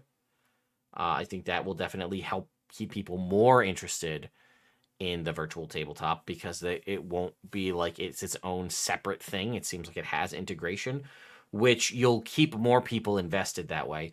The other thing is it's using Unreal Engine, and that looked like real renders in some instances on PCs. I also noticed that all of the PCs were Alienware PCs. If it don't work on a phone, this virtual tabletop will fail. If I can't use the D&D virtual tabletop on a phone, a tablet, or a Chromebook, I don't think it's going to have success. Because, now, there are a ton of you out there who say, I don't play with a virtual tabletop. I play with pen and paper. awesome. You're not the target audience of the virtual tabletop, but good for you that you're able to do that. Now, there are a ton of people, myself included, that play at a physical table but still use digital tool sets, right? I sit at a physical table and I play with a character sheet that's contained digitally because I don't have to worry about erasing it, spilling stuff on it, especially if you're using things like D&D Beyond or Alchemy or some other thing just to store your character sheet alone. It helps make things a little easier to organize. Even if you're just using a PDF that's form fillable on a tablet or something like that, that works too. It also means you'll never have to worry about forgetting your character sheet if you can have it wherever you go. Now, what they all showcased there was people sitting around a physical table using digital means. That seems to me, I mean, personally, that seemed a little silly. I mean, maybe not, but to sit around a physical table and use a virtual tabletop. Like, obviously, if you're doing this over vast distances, that makes a lot of sense, right? You could be at your main computer rig, and then you probably won't have an issue. But let's say you do want to use it because of the immersion, the music, the lighting, the effects, whatever, and you do want to do all of that at a virtual tabletop in a physical presence. If you all come over to my house and you don't have a high-end gaming laptop or even a mid-grade graphically powered laptop, and you come over here with your Chromebook because you're used to just pulling up your character sheet on D&D Beyond, will your Chromebook's capabilities be able to run the one D&D or whatever this virtual tabletop is? Can you pull it up on your phone? Do you need to have the newest version of your type of phone device to do it? That could potentially make or break this virtual tabletop. Let's say you're at a convention, right? And I'm at the convention and I decided I'm going to prep everything in the virtual tabletop because it's easier and it's less, I have to fly to this convention or whatever, and I can't bring, a duffel bag full of books and minis and terrain.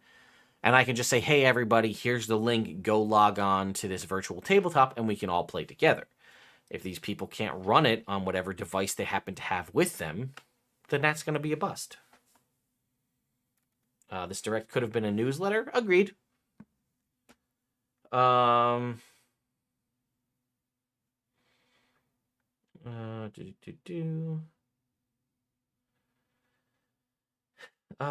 already ordered the D&D Secret Lair for Magic the Gathering. Yeah, the cards look cool. I'm not a Magic guy, but I get that people like that, so that makes sense to me. Let me scroll back and see.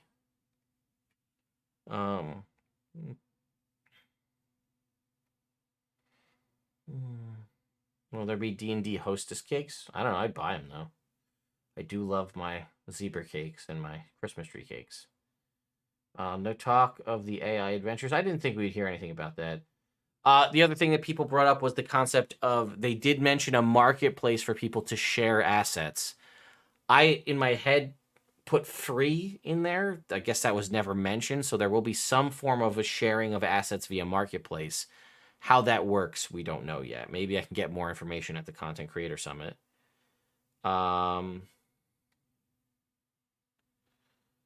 Let's see. VTT at a physical table is your actual dream. Hey, man, more power to you.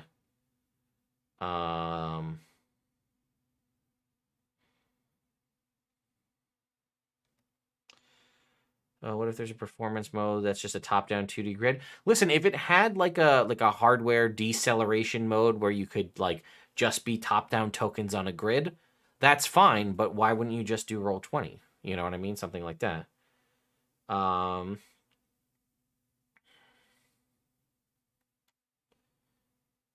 But they are also, the other thing is they are going to be releasing the virtual tabletop this year for playtest. They're expanding it out. So it sounds like they started off internally. From what they said in the video, they've kind of expanded it to friends and family of Wizards of the Coast employees.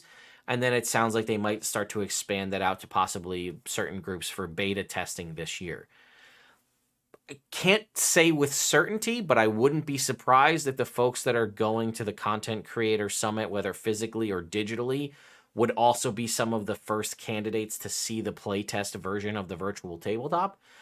And then if we're allowed to stream and or capture that and I'm able to get access to that, I would gladly share it with all of you on live streams to show you what kind of capabilities things have. Again, this is purely speculation at this point.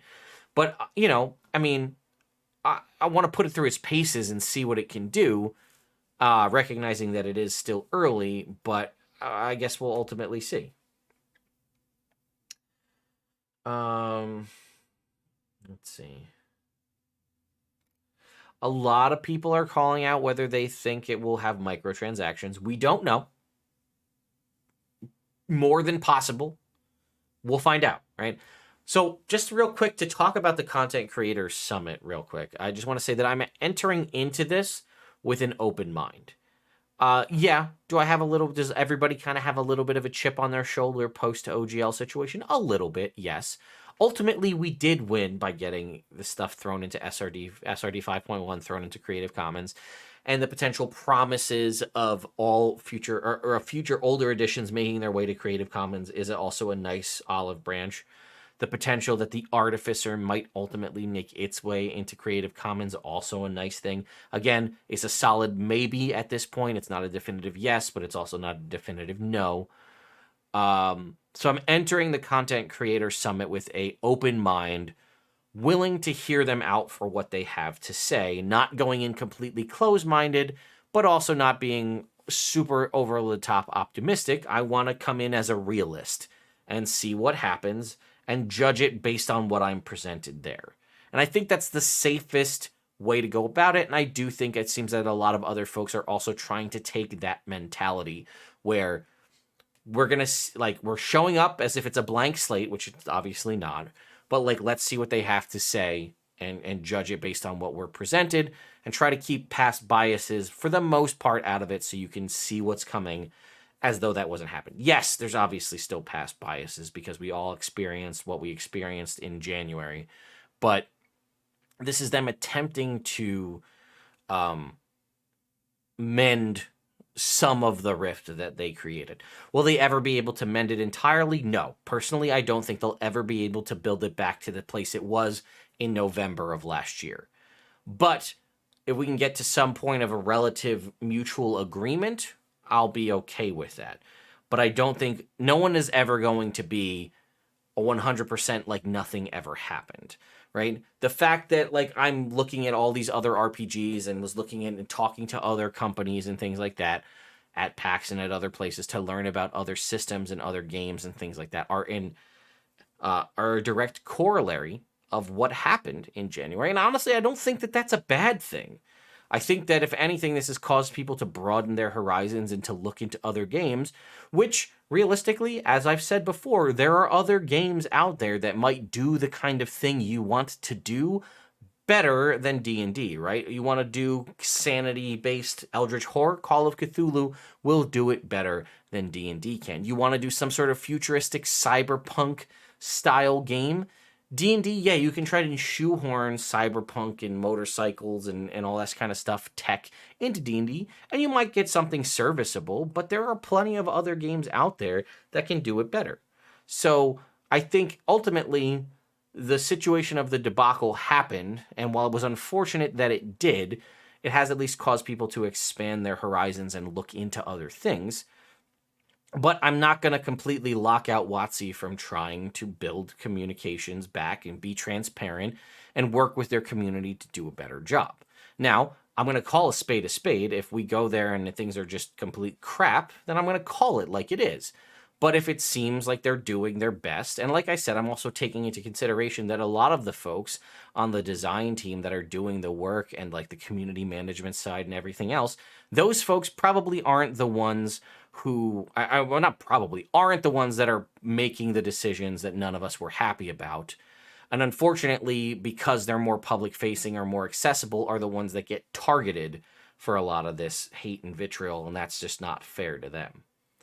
Anyway, I don't know why I just kind of got on a OGL rant there for a minute. Sorry about that.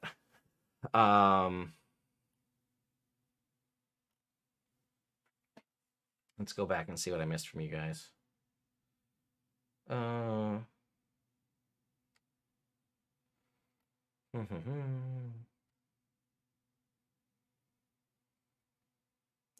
Yeah, I'll see. I mean, I feel like you if you're gonna do a virtual tabletop like this, I feel like you have to have VR interaction in some way, right? It seems like that just would be a no-brainer to me, so I'll ask.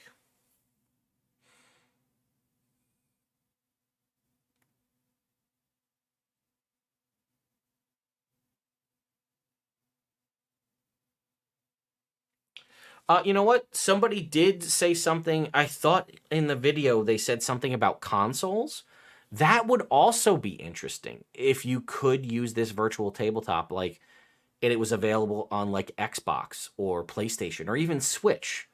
That might solve the problem of the tablet concept, right? If this virtual tabletop can run on the Switch, then you could have your Switch and use that to play the virtual tabletop that they're making. That would be very interesting because if it could work between, like, I'm on a PC, you're on your Xbox, somebody else is on a PlayStation, somebody's on a Switch, and somebody's on a laptop, that would also be one hell of a stress test to try that. But I think that that could maybe be how you get around some of the issue there. Steam Deck, perhaps, right? If it's available on Steam. I don't know if it would be, but either way, potentially, that could be interesting. That, yeah, I think that could, I mean, you want to get it to the hands of the most people.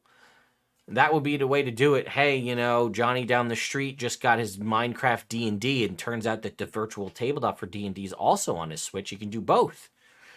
That seems like that's a pretty good transitionary piece, assuming that that's possible.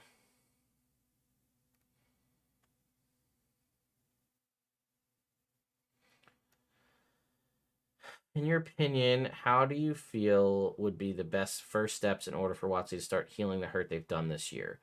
What would you like to see them focus on instead? I think they've done a chunk. Ditching the virtual tabletop policy entirely, that's gone, right?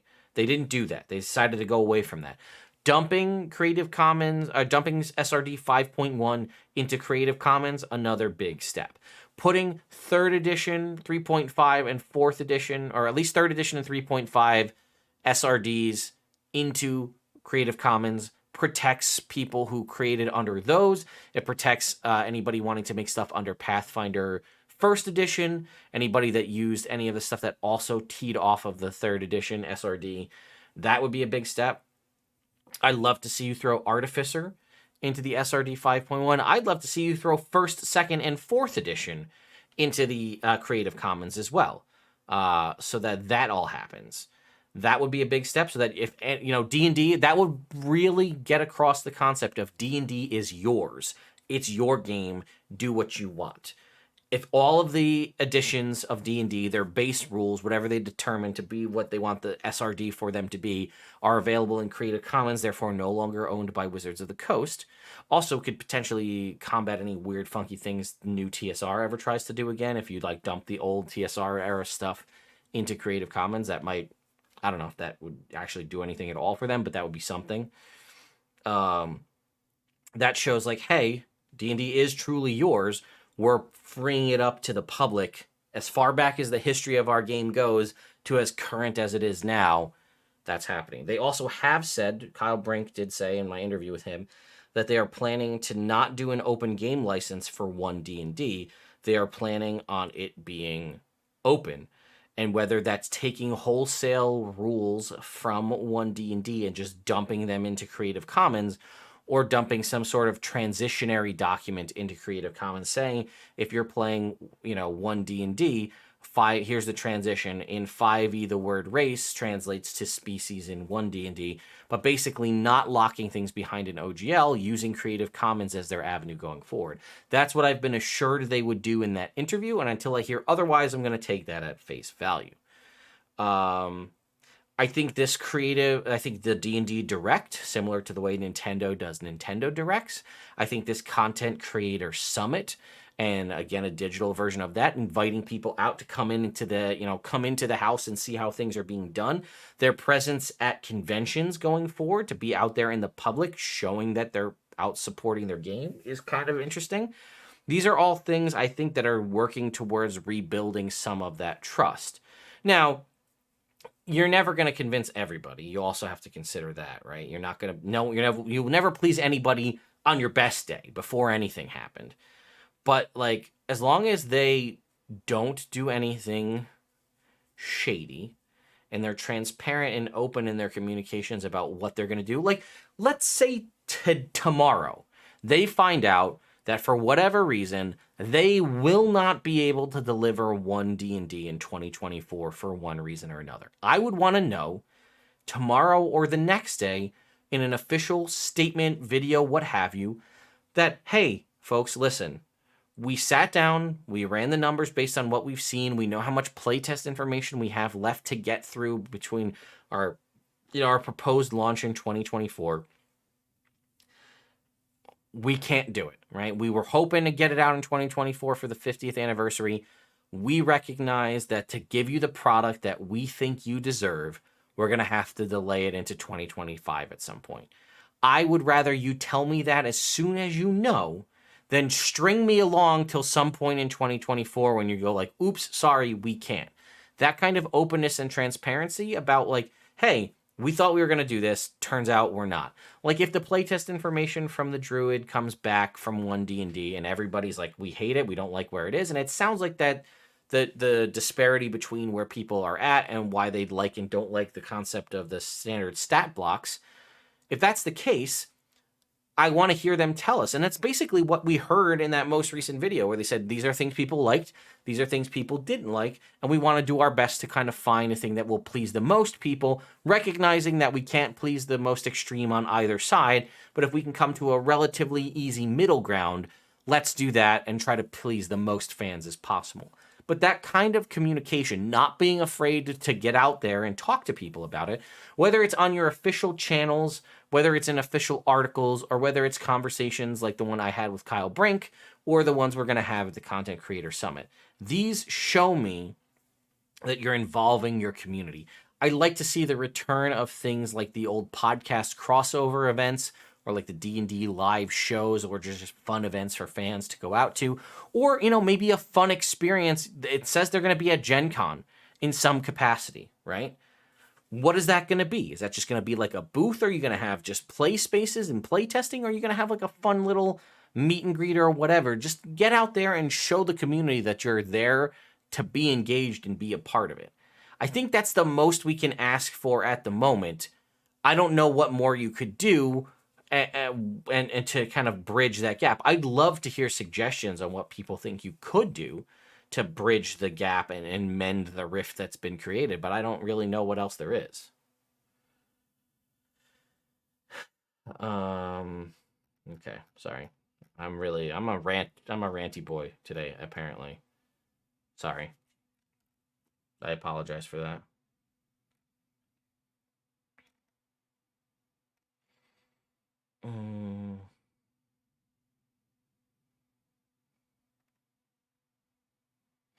And you know what? To the folks in there saying like you fooled me once, I cut ties with you. You know what? That's fine, right? I have no problem with that. If you are upset with the decisions that WotC made and you said, I'm done with Wizards of the Coast and I'm never going back, never playing Magic, never doing any of this stuff ever again, more power to you. I'm not discrediting that value or that outlook on things at all. And I fully know that there are people that this burned them so bad they're never going back. And you know what? I respect you for having and sticking to that much conviction. And I truly do. And, to the people who never left during the concept of the OGL because you realize you feel like it never really truly affected you, I'm not upset with you either, right? Everybody has different degrees of how they approach this. And I'm doing what's right for me, and I'm airing all of that to all of you publicly so you know where I come from mentally with all of this, how my investment in this is someone who is invested in a degree because it helps, it's not my base livelihood, but it is a large portion of my life, and it does, kind of work its way to potentially be a future career for me. I am invested. So I'm just trying to make sure you're aware of where I'm coming from at a lot of this.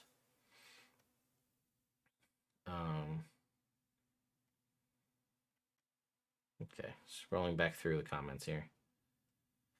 They did say some stuff. I thought I heard some things about homebrew, and we could go back and watch the virtual tabletop piece again.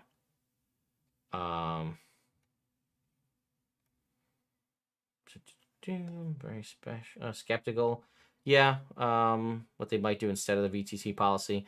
Well, I think, the other thing that's got me a little worried is the fan content policy, the one that lets me do what I do. That hasn't been touched since 2017. That might be next up on the chopping block. I don't believe the VTT will work with older editions. I'm pretty sure that's going to be designed with 5e and going forward, but it could be interesting. I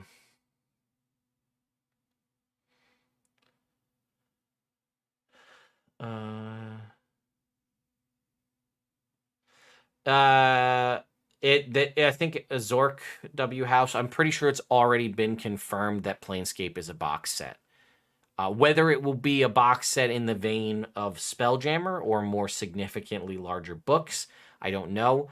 But I'm like 99% positive that Planescape is going to be a box set similar to Spelljammer.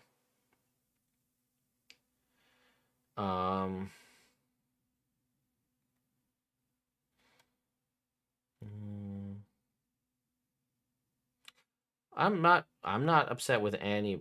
Listen, if people are saying that they think that I'm not offended. I don't think anybody was being too negative or anything like that. Everyone's entitled to their opinion. I'll never attempt to take that away from you in any way. I fully understand. Like I said, I have a lot of friends and coworkers and things that are completely burnt out on this. And if you want to go in with you're done with WotC and they can never do right by you, fine, right? I can't. You are entitled to that. And like I said, I'm approaching it. I gave you my stance on it. I think I've illustrated that well, but I want to make sure everybody understands. But yeah. Vecna book 5e or 1 D&D. It would be interesting if this Vecna adventure was a gap bridger. It could also, I think it could do very well as the final 5e book, or it could be the first 1 D&D book. It could go either way. Or would it be wild? You know how Nintendo did this with like Twilight Princess, where they released Twilight Princess on the GameCube and Twilight Princess on the Wii? Would that be, I mean, it's a lot of money, but could there be something where they would release this Vecna adventure in 5e and in 1 D&D, like at the same time? That could be a pretty interesting move.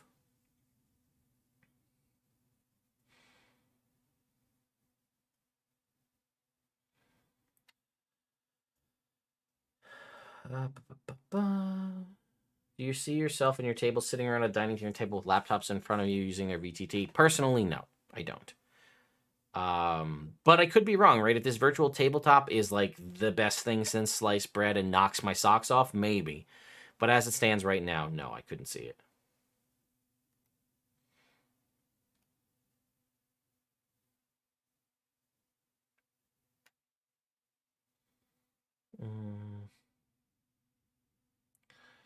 And Dark Side, there's an article on D&D Beyond about the virtual tabletop. All right, let's go look at this article on D&D Beyond. You guys keep linking to me about the virtual tabletop.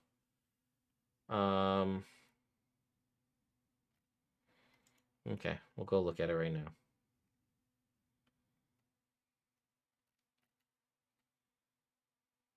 They keep saying 1 D&D and 5e are compatible. Releasing a bridging adventure for both would be a way to demonstrate that. Agreed, right? That could be how you do it.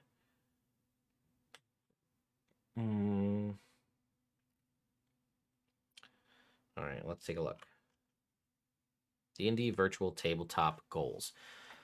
When I first set out to pitch this product with a very small internal team, it was driven by my experience as a longtime D&D player.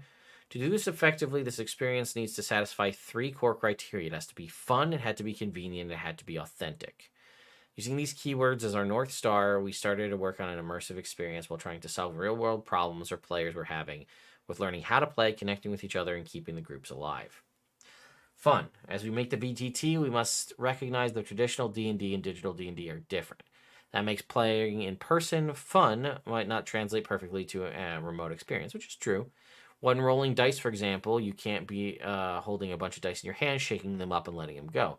When you play digitally, a lot of the experience is gone, so we added digital-only features to the dice rolling process to make it fun on its own way, such as animations for critical hits, automatically adding your bonus to rolls and returning the result, becoming part of the roll sequence and is integrated within the rules with it, and it's fun to watch. Convenient. We don't want to replace the inconvenience of getting everyone together in the same physical space with new digital inconveniences. We want to act of your game going to be as simple as seeing if your friends are jumping or online and jumping in. This means the game doesn't require a lot of setup or specialized knowledge. It just needs to work. I think that's pretty reasonable. Authentic is something WotC has been in a unique position to tackle. Our team works directly with the writers and designers of the game to come to a consensus on what the best digital version of D&D experience would be, working together so that the rules can be the same wherever you play them, but the rules only take you so far. The true strength of D&D is role-playing, is the role-playing we all do, and the VTT is designed to support that part of the game as well. Project update. All right, let's see. What are the features currently in the client? Right now, we are focused on the core game experience and engaging content. We know people are expecting a lot of customization in the final experience. We plan on providing that, but first we have to make sure it's still the D&D that we love. Okay. Here are some of the features we've been testing in the latest build. A connected 3D experience. We want players to really feel like they're playing together, so we've created various ways to interact with the 3D space, including pointers, pings, simple drawing tools, dice, and minis. All these systems update in real time so that you can see exactly where your friends are and what they're doing. DM controls. The DM can spawn minis on the board, assign monsters data to them, and show or hide them from their players. They can adjust hit points and other stats on the fly, adding conditions or custom notes to each miniature. Initiative tracker or initiative order can be rolled and arranged automatically, which we want DMs to be able to focus on the game, not the mechanics. Dice rolls and automation. Rolling the d20 should be fun, but we are experimenting with what happens after that. Automation of checking the attack roll versus armor class, damage calculations that are... This sounds kind of like video gaming, where we're just kind of doing it automatically, but either way. There's always the option to do it manually. D&D Beyond integration. Players can assign a character from D&D Beyond to a mini, which updates their stats and features, allowing them to be immediately used in-game. Not all abilities are supported at the moment, but direct damage spells, weapons, and healing have simple automation to speed up play. Okay. VFX and animations. We are experimenting with VFX so that when you cast Fireball, it feels appropriately epic. Some of our monsters also have amazing animations when they are first unhidden by the DM. These assets are currently focused on the adventure content we are producing, but they will form an exciting toolset we want to put in the hands of players later. Oh, here you go, 3D and 2D maps. Along with our static 3D map content, we can also import 2D maps and play on top of them with the minis. This has been a quick way for us to test out adventure material before building 3D environments. Okay, so there is that. 5th edition rules compatibility. We are turning monster and spell data into automation and VFX. So that means we need to put all the player's handbook and monster manual into our game ability system. There's been a lot of great progress here, and I'm constantly surprised by spells or monsters that just work. Okay. Into the future. We are focusing on play right now, but after that, we will be focusing on tools to unlock even more avenues for creation and play in the future. We want everyone to be able to play D&D however they want. That might be traditionally with books on D&D Beyond, using a screen to cast a VTT while everyone sits around the table, calling a friend to share a screen when they can't make it, or playing entirely remotely inside the VTT. Our connection with D&D Beyond supports the accessibility of characters, rules, and adventure content, which will integrate further as the project matures. Okay, so they are committing to integration with D&D Beyond, which is nice. So that's a snapshot of what we're testing right now. As we get feedback, we continue to improve the experience and make iterations towards the goal of public beta. We are very happy with the results so far, but we have worked a lot of work ahead of us to get it polished enough to show our biggest fans. Here's what the schedule looks like for us in this moment. We are continue focusing on content and play for the rest of the year. We will be slowly opening up playtesting to more and more players throughout the year as we feel confident in the features we have already to show. Once we are satisfied with the core experience, we will work on creation tools next. We want players to be able to customize their characters and the miniatures used to represent them. We also want DMs to be able to quickly build worlds to play at their table, all while cutting down the amount of time needed to prep a session. Then, when we're happy with our toolset, we will open it up to the community and let people share their creations with each other. D&D is nothing without the community's direct involvement. So it doesn't say for free, but it does say you will be able to share. Hopefully, this answers a lot of questions about what we have been working on, and maybe spawns a lot more. We're excited to show blah, blah, blah. And then we have the direct, the showcase here, FAQ. How did you film it? Why do some models say painted next to them? This is just a development term we are using between models, and we're textured and not textured. We don't currently plan to release unpainted models. I noticed you could see the hit points of enemies. This is something the players can see. The DM can choose if they want their players to see the hit points of the enemies or simplified descriptors like healthy and wounded. When you see hit points for enemies during gameplay, that is when we are showing the experience from the DM view. Similarly, you may have noticed grayed out creatures in the DM view. These are creatures only visible to the DM and not the players. In the video, you mentioned there would be a community marketplace. What do you mean by marketplace? When I said marketplace, I was referring to a shared space for creators to upload and download creations from. Community tools are a long way off. In the meantime, tell us what you would want out of the community sharing. Okay, so the biggest thing is we still don't know if it's going to cost us anything to use the community or the virtual tabletop for the marketplace side of things. You know, I think for what it is, we have, I would love to see the specs on what you need to be able to run it, as I said. Now, many of you may have forgotten of a long ago video that I had done here on the YouTubes called D&D. It's like a D&D virtual tabletop video. And this was, what is it, 2 years ago at this point? And it was about how there was a super secret NDA hidden survey piece. Anybody remember this? There was a survey, like a D&D playtest, or not even a playtest, like they used to do these surveys every so often. They would ask you about content in the game. And they mentioned, where is it? Yeah, here it is. Let me pull it up here. So there was, let me pull up the video here. I'll mute it or I'll pause it if I can get it to load. So here you can see me before much of the work was done in this studio. There's a lot less things around. But this was from, I'll mute myself here, pause myself. This is from a year ago, okay?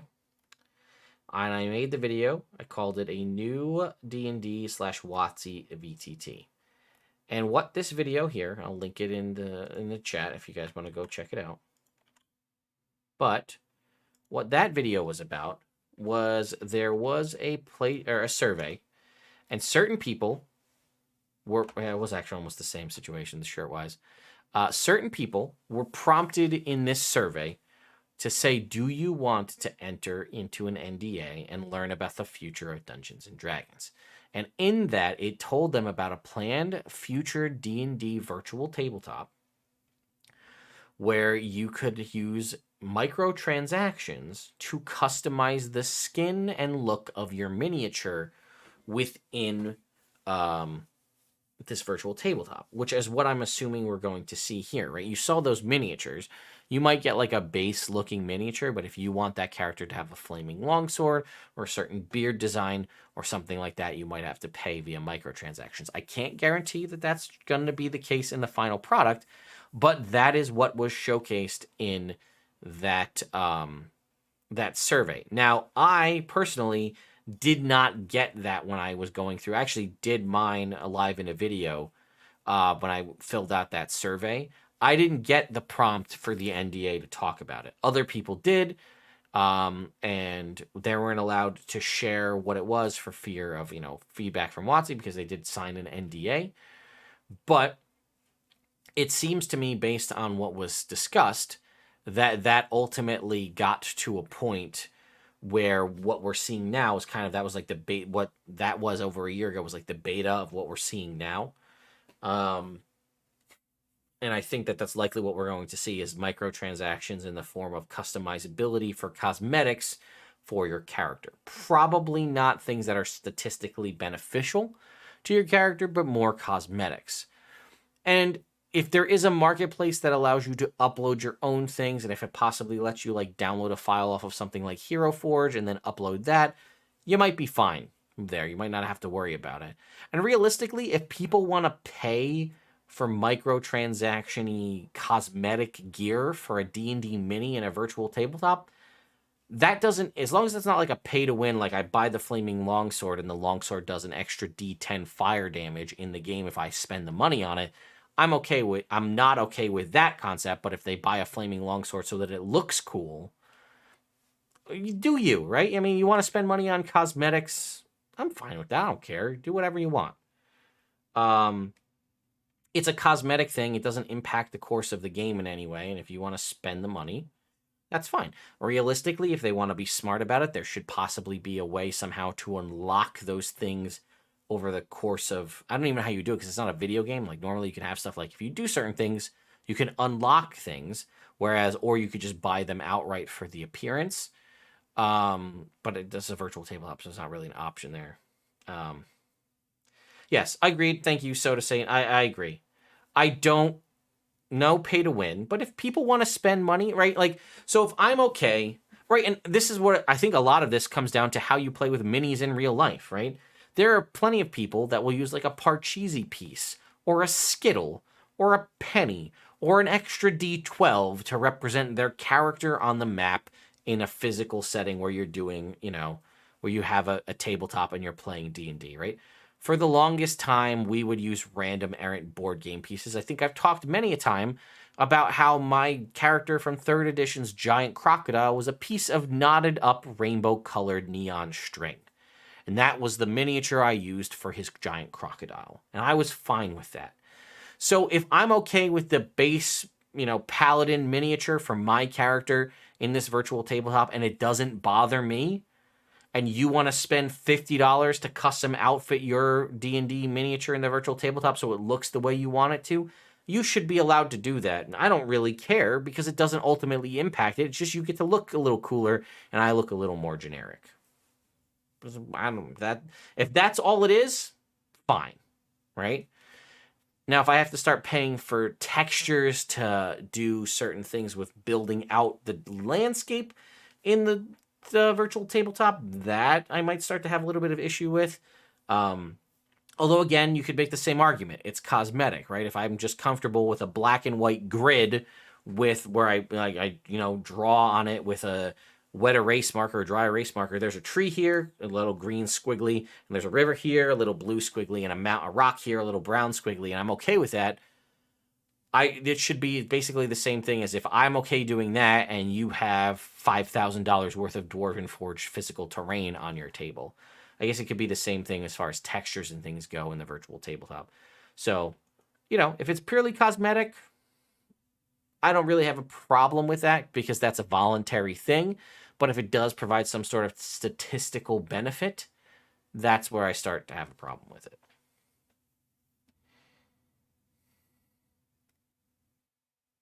Thank you, Enrico. Appreciate it. Yeah, Brandon, you're saying maybe like the DM's Guild where you could sell your own assets. That is possible too. The only problem I think you could potentially run into is, right, if you download assets that aren't your technical assets. Not saying that you guys would do this, but you could see, right, somebody downloads files off of Thingiverse for 3D files, colors them in like Photoshop, and then uploads them to this thing and then makes profit off it, but it's not their art. I don't know how you police that, but that could be a thing. The Minecraft has come up. Originally, we haven't gone through it yet.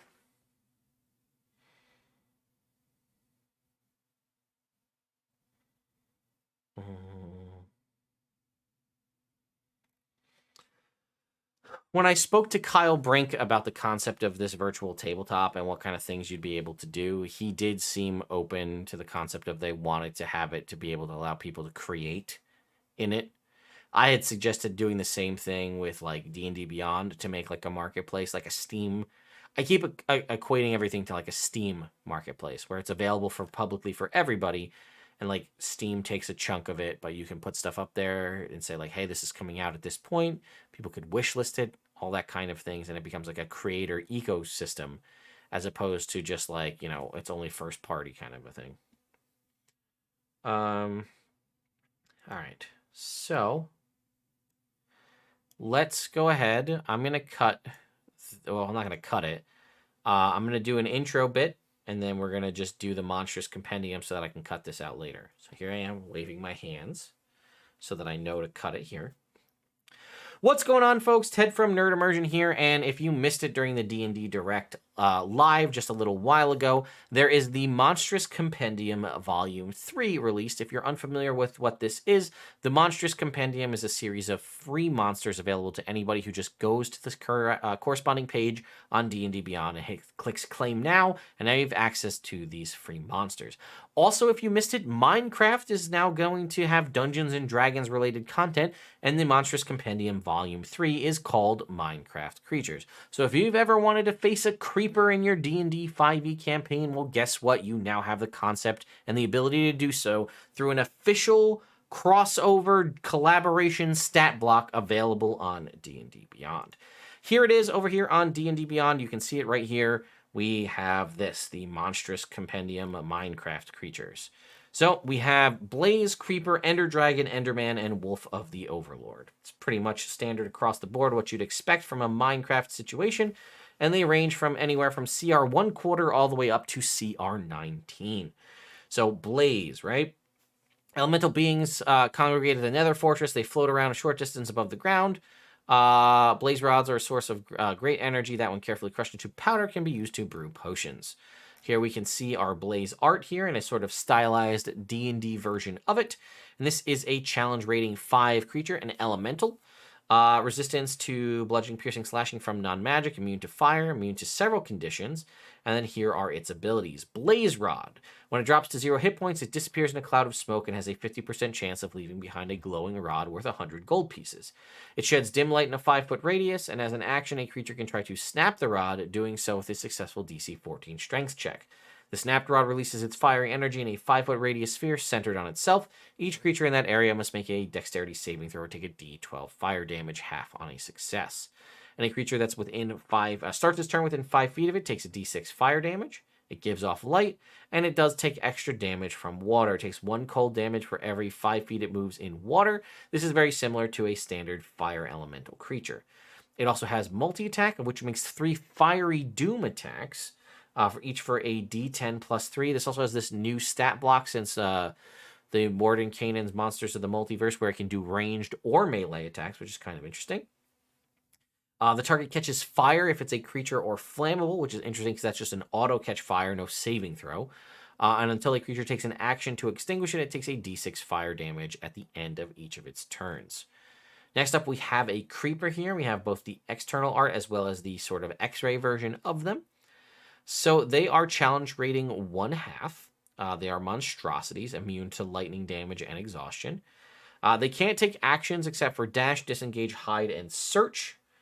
And can't do any bonus actions or reactions. So we have the creeper head. When it drops to 0 hit points from a charged creeper's explosion, it dies and its head falls off. The creature's fallen head is hollow and can be worn as a mask with eyes and a mouth opening. So if you want to wear your creeper mask in Dungeons and Dragons, you have the opportunity to do so. Destruction. When it ends its turn within 10 feet of a humanoid that it can see, it stops moving and emits a hiss loud enough to be heard by creatures within 30 feet. If it drops to 0 hit points before the start of its next turn, the hissing stops and the creeper dies. At the start of the creeper's turn, next turn, one of the following things happens. If there are no humanoids within 10 feet of the hissing creeper, it stops. It then uses any available movement to approach the nearest humanoid. If there are 1 or more humanoids within 10 feet of it, it explodes in a ball of energy in a 20-foot radius sphere centered on itself. It is destroyed, and every other creature in the area's explosion must make a dexterity saving throw or take 46 lightning damage, half on a success. Increase this damage by 2d6 if the creeper is charged, which we'll talk about in a second. Objects in the area that aren't being worn or carried take 46 lightning damage, or 66 if it's charged. And whenever the creature is subjected to lightning damage, it takes no damage and instead becomes charged for 1 minute. While charging, it glows blue. And it is frightened. It gets the frightened condition whenever it starts its turn within 60 feet of a feline creature it can see. The condition lasts until the start of the creeper's next turn. Yeah, Taryn, I guess we're going to be Minecraft streamers now. I mean, Ted's never played Minecraft, but if you guys ask enough, when the Minecraft D&D stuff comes out, I guess I could start doing it. All right, then we have the Ender Dragon, which we can see here is our CR19 creature. Gargantuan. It is actually quantified as a dragon. Resistant to fire and immune to necrotic. When the Ender Dragon drops to 0 hit points, it radiates a beam of purple light and then disappears, leaving behind an inert jet black egg worth 5,000 gold. It has 4 legendary resistances, so that's more than some dragons, which is interesting. Multi-attack, 1 bite, and uses beating wings. Its bite does piercing damage and necrotic damage. Beating wings. Each creature within 15 feet of the dragon must make a dex save or take a d4 plus 8 bludgeoning damage, be pushed 10 feet away, and be knocked prone. And then it has its harmful breath, which recharges on a 5 to 6, 60-foot cone, con save, or 15d6 necrotic damage, half on a success. The dragon then chooses a point it can see where the cone makes contact with the ground. That point becomes the center of a 10-foot high, 10-foot radius cylinder of lingering gas that disappears at the start of the dragon's next turn. Any creature that starts its turn within the cylinder takes 3d6 necrotic damage. And then End Crystals. The Ender Dragon has a special relationship with the 10-foot tall obsidian towers scattered around the central island of the End. At the top of each of it is an End Crystal. I said Ender Crystals, End Crystal, that sends a beam of healing energy to the Ender Dragon when it flies nearby. If slain, the Ender Dragon can be brought back to life by placing 4 End Crystals on the portal that leads back to the overworld. When the Ender Dragon ends its turn within 60 feet of an End Crystal, the crystal emits a healing beam that causes the dragon to regain 20 hit points. It can only benefit from this once per turn. And Crystal Statistics, an End Dragon is a large object that has an armor class of 11, 30 hit points, vulnerability to bludgeoning and thunder damage, resistance to piercing and slashing, and immunity to poison and psychic damage. When a crystal is destroyed, it explodes in a 20-foot radius sphere of destructive energy. Any creature in that area does take a DC 15 dex save or takes 66 force damage on a failed save, or half as much on a success. I'm going to go ahead and open that in another tab. And then we have the Ender Man here. A couple different art objects there. Challenge rating 6, an aberration with a resistance to necrotic damage. Whenever it takes damage or is the target of a ranged attack, the Enderman can teleport along with any equipment it is wearing or carrying to an unoccupied space within 20 feet. If the effect is triggered by a ranged attack, the Enderman teleports just before the attack hits, causing the attack to miss. The trait is suppressed while it is incapacitated. Implosion. When an Enderman drops to 0 hit points, it dies and its body implodes. Roll a d10. On a roll of 9 or less, it leaves no remains. On a roll of 10, it leaves behind a glowing purple orb called an Ender Pearl worth 500 GP. A creature can throw the pearl up to 60 feet. If the pearl lands in an unoccupied space big enough to contain the creature teleports to that space along with any equipment it is wearing or carrying, and the pearl disappears. They have sunlight sensitivity and the same water susceptibility that the blaze has. And then it has slam attacks for 2 of them with a multi-attack that do d8 plus 4 bludgeoning and 2d8 necrotic. And lastly, the Wolf of the Overlord. This is a beast, so I guess druids rejoice. You can wild shape into one of these wolves, which is kind of funny to me. Pack tactics, pretty standard stuff. And then it has a bite attack that does piercing damage. And it must succeed on a DC 11 strength saving throw or have the prone condition. This Wolf of the Overworld is pretty much almost identical to the D&D 5e Wolf, so nothing too crazy there. And now you click the End Crystal link that they put right here, and it actually takes you nowhere. There is no record of the End Crystal in D&D Beyond, even though it is something that you can, in theory, click on. So let's see if I type in End Crystal. Can I get to it this way? Oh, wait, I can. Nope. All right, well, we can see a little bit here. There's a magic item.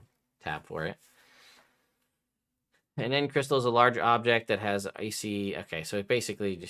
it doesn't really give us too much, but it is listed here. You can see this, like, in a couple of spots. I was curious if we could... When it's destroyed, it explodes in a 20-foot radius sphere. Any creature within it must make a DC 15 dex save or take 66 force damage. So essentially, if you were able to get one, you can kind of use it like a bomb in that aspect. So let's see what else you guys have to say in the chat.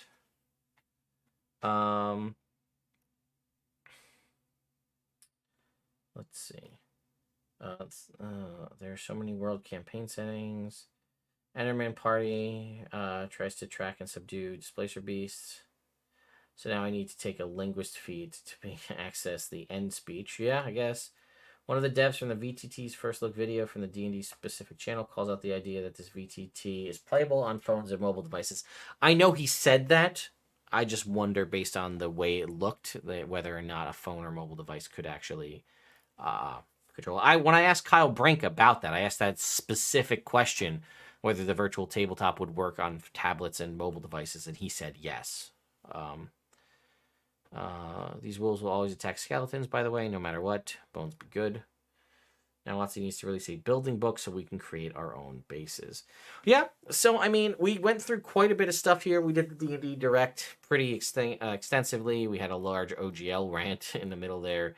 And we covered the new Monstrous Compendium 3 containing the Minecraft monsters. So, yeah, like I said, the Content Creator Summit is next week. So I will, as time gets closer, if we get any more information that's worth me mentioning, I will do so. I also have several videos in the works right now. I met with my friends at Alchemy over at PAX East, and I have the exclusive information for the drop of their Kickstarter, as well as some really juicy details you won't be able to find anywhere else. I have an interview that I conducted with Chris Perkins and Jeremy Crawford. I got to sit down with them for half an hour and chat with them about a variety of different things, so that was a lot of fun. That video will be coming out. I also have an interview with my friends who started critrate.io. I highly recommend you check that out if you like video games. Yeah, I will put this in the chat.